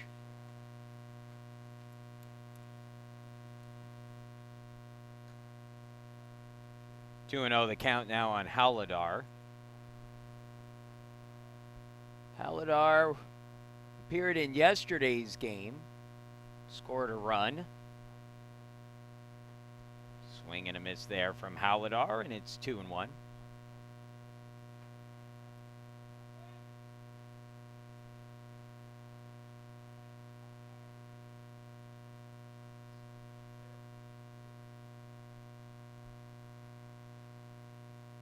Saunders having some trouble digging that mud out of his shoe today.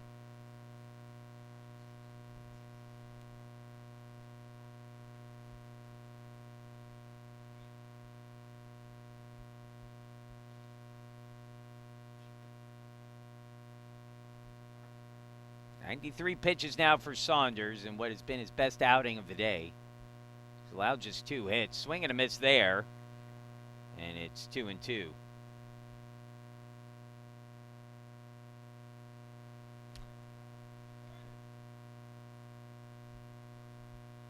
Two now from Saunders. And that's it. Whoa, that just missed. 3-2. Maybe a shade above the strike zone, but that might have caught black there from Saunders. So 3-2 on the way with nobody out and a runner on. And it's outside ball 4. Looks like, I believe Ayush Shetty warming in the bullpen. You saw Ayush briefly yesterday. Got 1 out. Retired the only batter he faced in the game yesterday.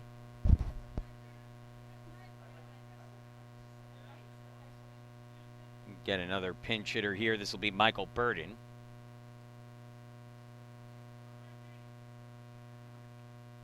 Burden appeared in the second game yesterday.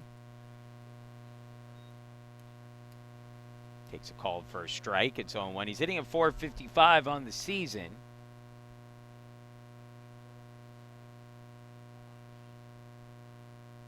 Burden went 1 for 2 in the game. Called strike, brings it to 0-2. You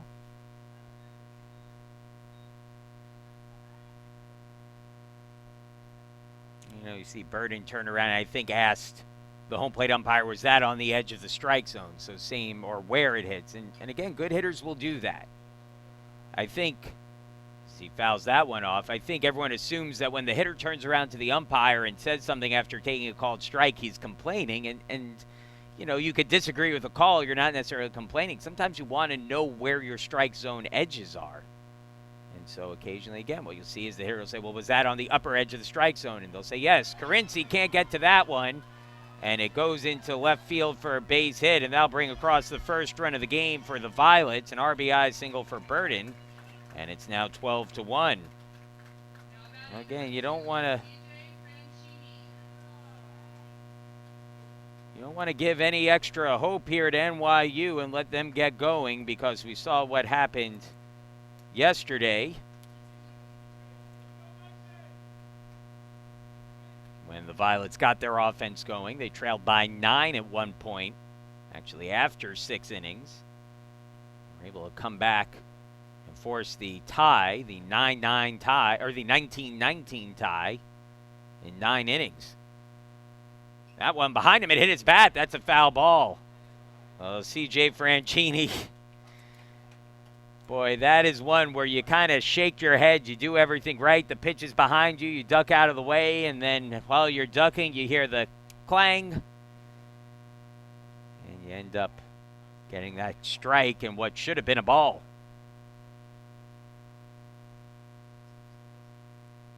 This might be it for Saunders with the lefty at the plate. Swing and a miss, and it's 0-2. They might let Saunders face Kelman out on deck. It would not be completely surprising to try to let him finish out the 6th here. He's now up to 102 pitches in the game, so he's got to be coming to the end of his day. And again, Saunders has not thrown this much. Maybe a little bit of cause for concern there as he seems to have lost that feel for the slider. And again, not surprising, he's now up to 103 pitches in the game. That's about just reaching back and trying to get that last couple of outs here. And it just misses inside. 2-2.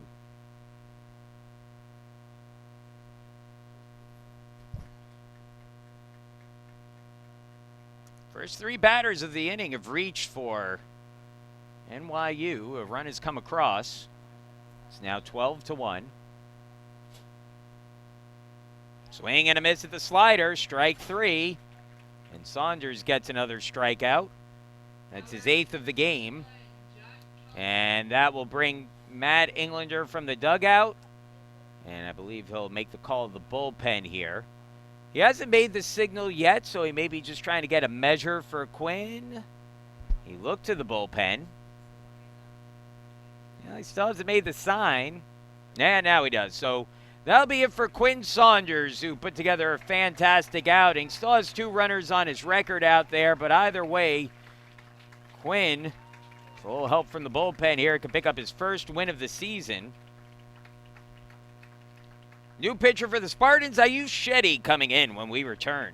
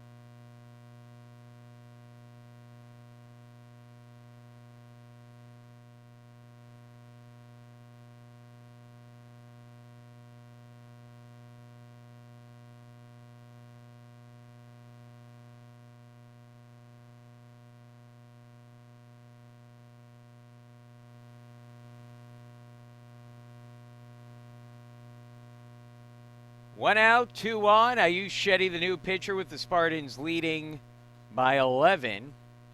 Shetty making his second appearance in as many days. Retired the only batter he faced yesterday. Will start things off here against Kelman, and the first pitch fouled off 0-1.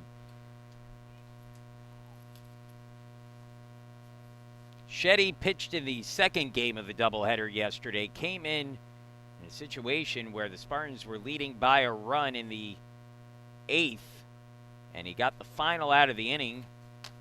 Back at it today. That one popped up, shallow right, long run in for Harms, who calls everyone off and makes the catch for the out. And there are two gone.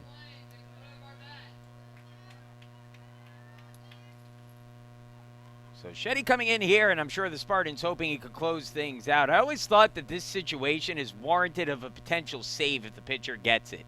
If you were within 3 runs of the 10-run rule and you hold on to the lead, you should probably, I think you should get a save in that situation. I'll suggest that to the NCAA here at some point. Listen, if you have ever sat in a press box when the 10-run rule is being threatened, trust me, everyone in the press box would agree that that would be a save there.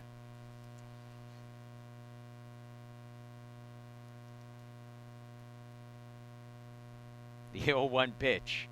Barbette takes that, misses a bit inside, and it's 1-1.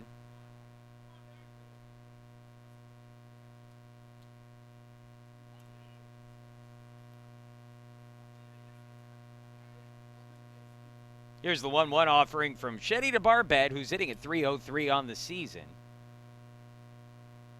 And it's down low for a ball, 2-1.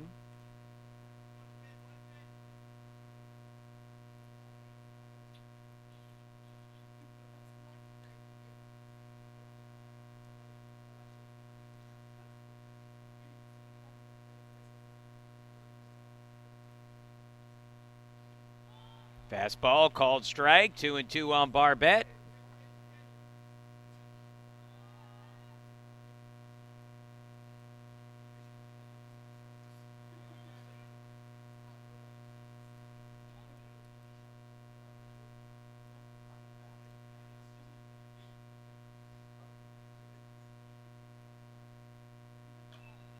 Popped up foul. Slider. Count will stay at 2-2.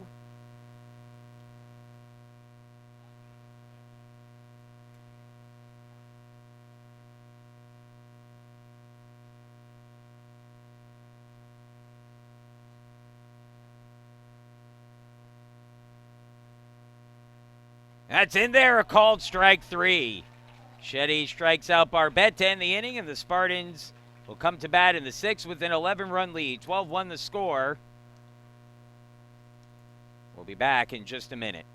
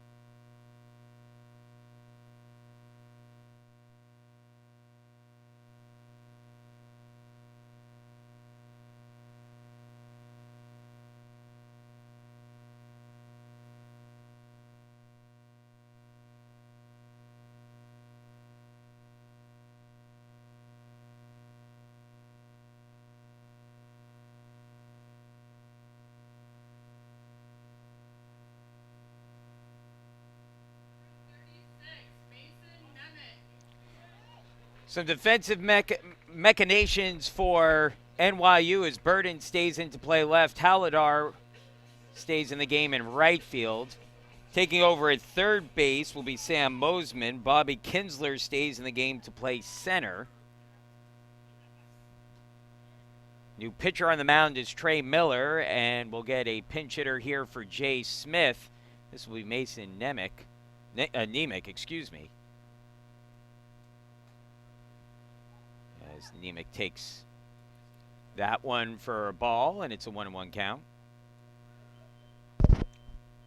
12-1 the score. Spartans leading. New pitcher on the mound for NYU is Trey Miller, the lefty. We saw him yesterday. Miller pitched a third of an inning. I believe they brought him in to try to get Nick Harms out, a lefty-lefty matchup, and he did so. 2-1 on the way to Nemec now, and he swings and misses for a strike, 2-2.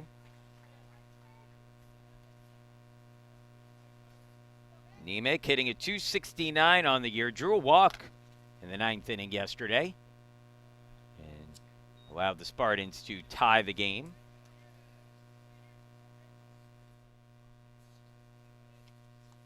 Miller working quickly.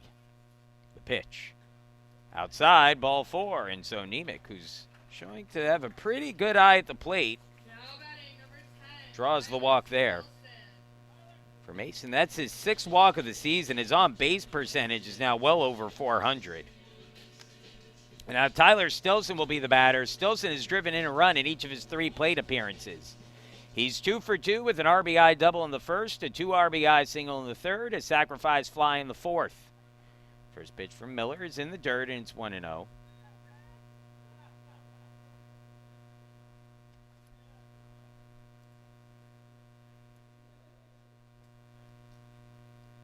And a called strike on the outside corner. Might have been a generous call there to bring the count to 1-1.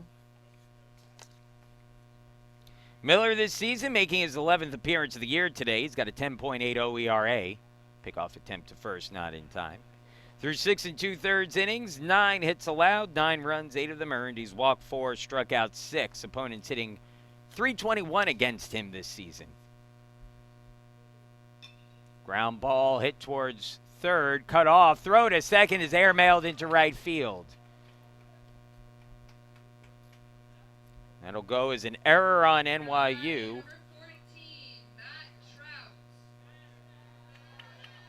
And 2 on now with nobody out for Matt Trout, who will get his first at bat of the game.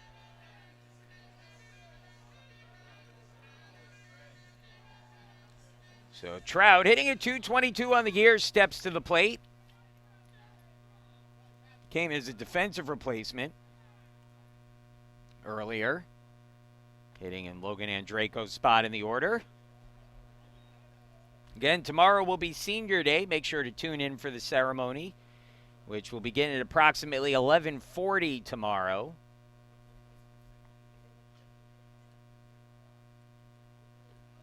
In the dirt, 2-0.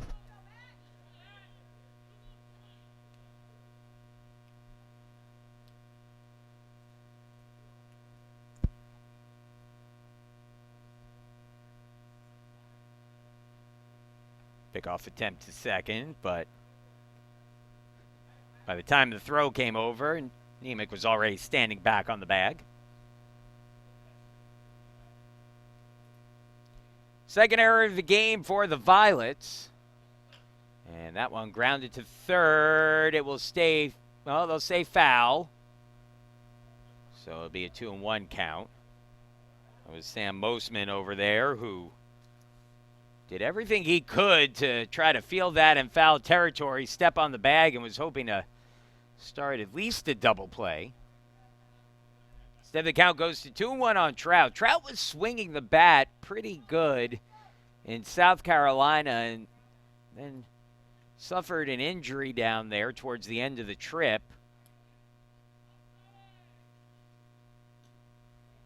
That's a called strike, as the strike zone is widened somewhat as the Spartans' lead has grown here.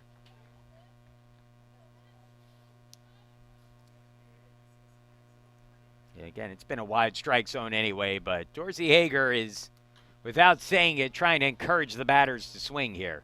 That one's popped up, the 2-2 pitch to second base, and making the catch is actually a new second baseman. That's Tucker McDonough for the out. Number 4, Nate Arterburn. So Nate Arterburn will now be the batter.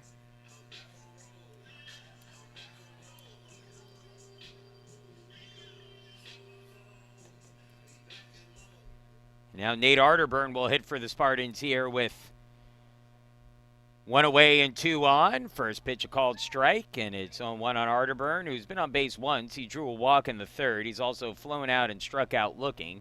Hitting at 263 on the year. If that's the kind of production the Spartans get out of Arterburn, they will be pleased with that. Arterburn provides some pretty solid defense at short.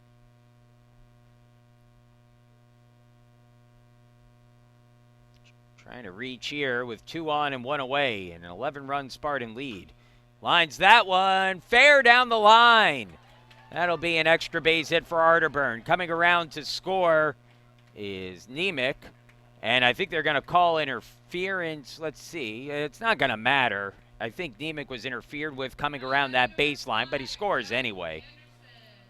So a double there for Arterburn. Stilson goes all the way to third. And it's now 13-1, and Jack Anderson will hit here. He's been on base twice and scored 2 runs today. A double in the first, a walk in the fifth. He's 1 for 3, a couple ground outs in between those 2 at-bats. And hits that one softly down the first baseline, and it'll go foul. 0-1. That was one of those that kind of corkscrewed off the end of the bat.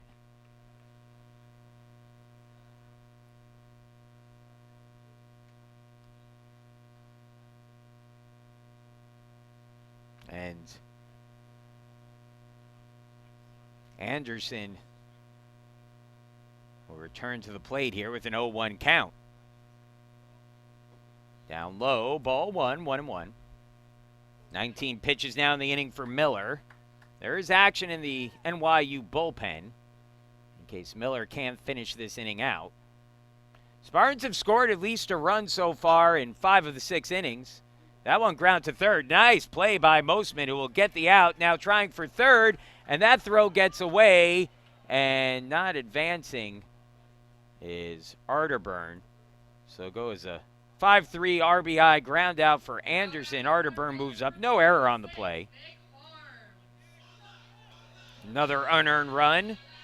And now Nick Harms will bat. With 2 away and a runner at third, it's 14-1 the score. Run scored on that one. Second run of the inning scored by the Spartans. And now Nick Harms, who's 3 for 4 in the game and hitting at .405 on the season, will be the hitter. And he takes that down and out, ball 1. Lefty-lefty matchup here. Again, mentioned that yesterday Miller came into the game. It was the second game of the doubleheader. Who didn't pitch in the second game of that doubleheader? Called strike, and it's 1-1. Miller came into the game in the third. I believe, pardon me, the bottom of the third, and got Harms to ground out to first base to end the inning. And Harms is hit by that pitch. 79-mile-an-hour breaking ball. No intent there by any means. But that'll put 2 on with 2 away for Dane Camphausen.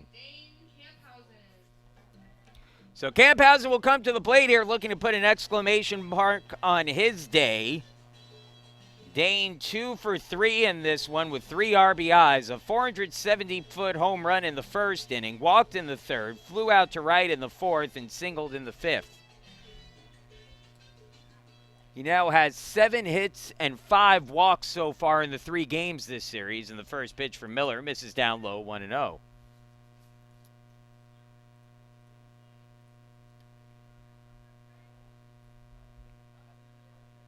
Well, Camphausen has been swinging as well as anybody.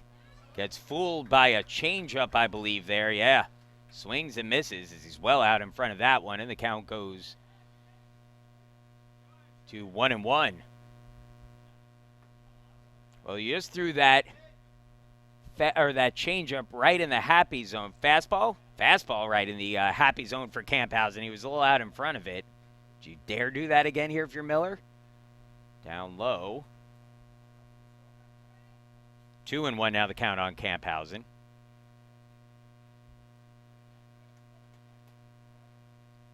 (14-1), Spartans leading. Slider catches the corner for a strike. It's 2-2.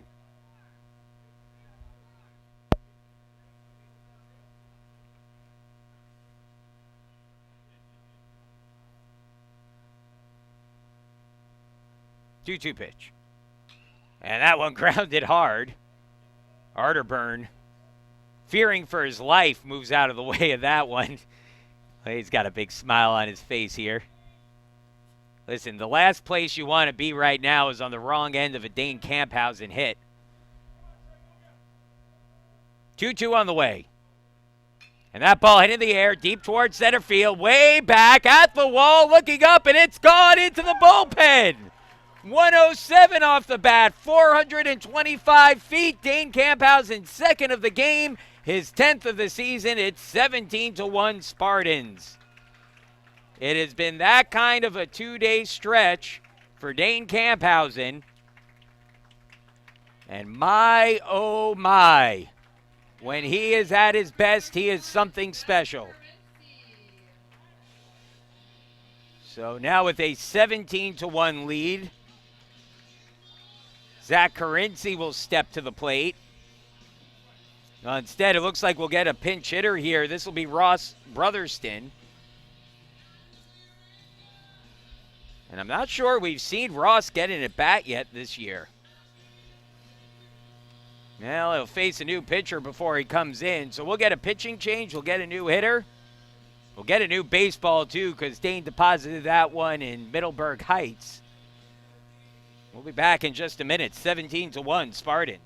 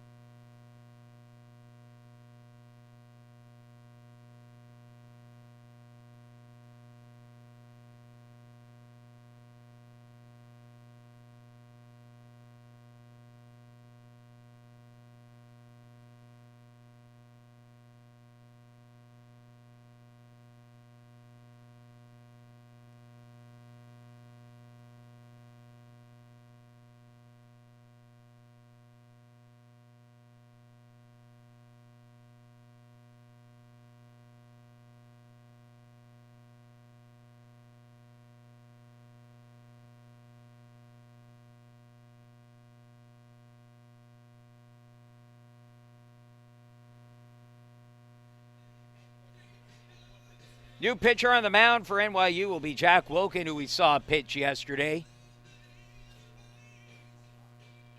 Wilkin appeared in the second game of the doubleheader as well.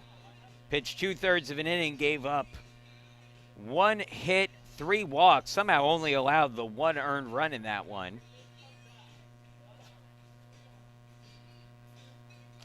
And we'll take over here with 2 outs. In the bottom of the 6th, 5 runs across this inning for the Spartans, including 3 on Dane Camphausen's second home run of the game, his 3rd home run of the series, his 10th home run of the season, I believe now the 54th of his career.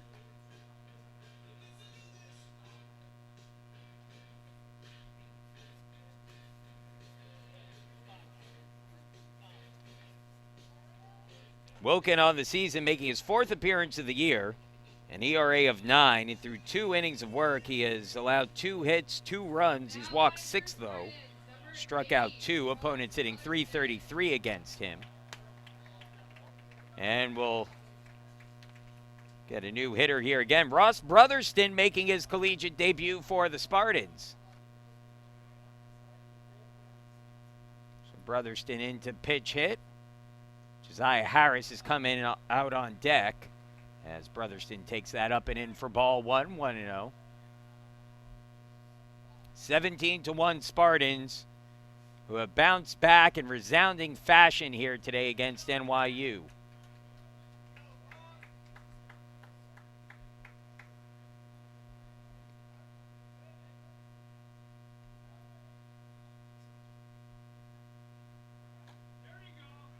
Called strike, 1-2 on Brotherston. Brotherston, the first year from Wynwood, Pennsylvania, Harridan High School, 6'2", 195-pound right-handed hitter. Swings and misses, strike 3, and that ends the inning. 5 runs, though, for the Spartans on 2 hits. Dane's hits at this point should count for 2 or 3 each right now. We'll move along into the top of the 7th. Last chance for the Violets, who need to score 7 to extend this game further. We'll be back. 17-1 the score.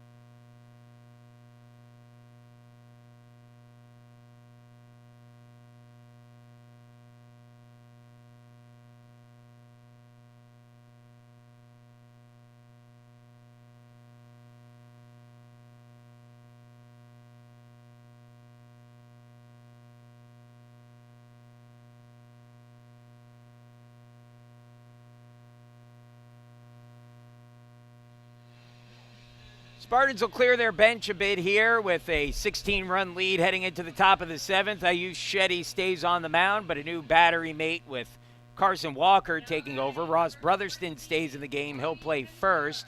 Josiah Harris takes over at second. Charlie Dickey at short.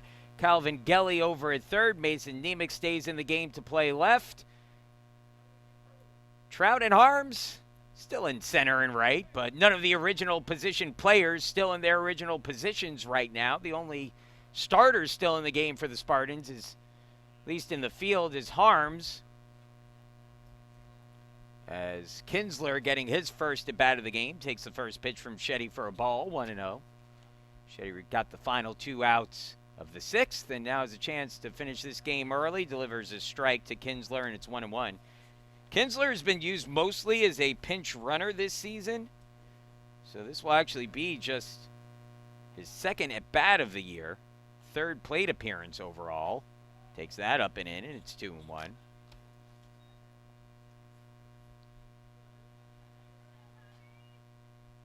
(17-1) Spartans. Dominating day for them today. Called strike, and it's 2-2. And then a chance for Case Western Reserve tomorrow to win another UAA series. Maybe not doing it the way they intended with a tie mixed in there, but that would go a long way towards setting them up to potentially win a UAA championship next week against Brandeis. Swing and a miss, and we've got one gone here in the 7th. In Atlanta, Chicago now leading 10-4 over Emory. So it looks like, again, still early in that game, but potentially Chicago on their way to a sweep of the doubleheader after Emory won yesterday. This will be Dan Argenziano, who takes the first pitch just above the strike zone for a ball, 1-0. Again, we've seen this from Dorsey Hager. He'll give you the strikes on the outer or inner portion of the plate, a little bit tighter up and down in the strike zone. Fouled off. 1-1. 1 run, 3 hits, 2 errors today for NYU so far. 17 runs, 13 hits for Case Western Reserve. And give Quinn Saunders a ton of credit today for shutting down this NYU offense, which, again, the Spartans just could not get an out yesterday. Again, a lot of really good pitchers coming into the game yesterday and just could not get an out against this NYU team. And it goes to show the difference a day could make. Foul back, 2-2.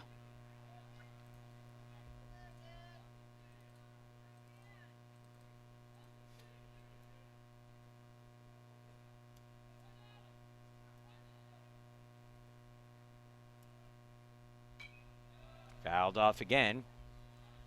Dan, one of the 3 Argenziano brothers on the team. Dan, Joseph, and Nick. Nick started the game at first base. Dan relieved him. We saw Joseph pitch in the game yesterday. We also saw Dan pitch in the game yesterday. And there's a called strike 3. Back-to-back strikeouts. It's actually 3 straight strikeouts now for Shetty.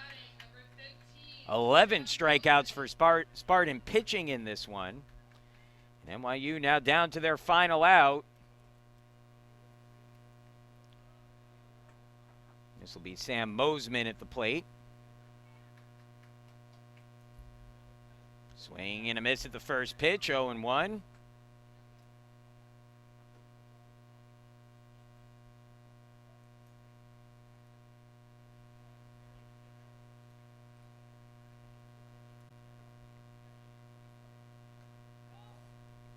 Ball off the plate, 1-1 the count.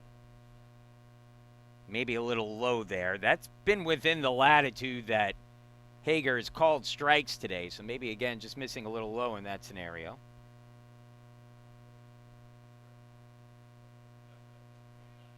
Swing and a miss, 1-2. So Shetty a strike away from clinching the win for the Spartans.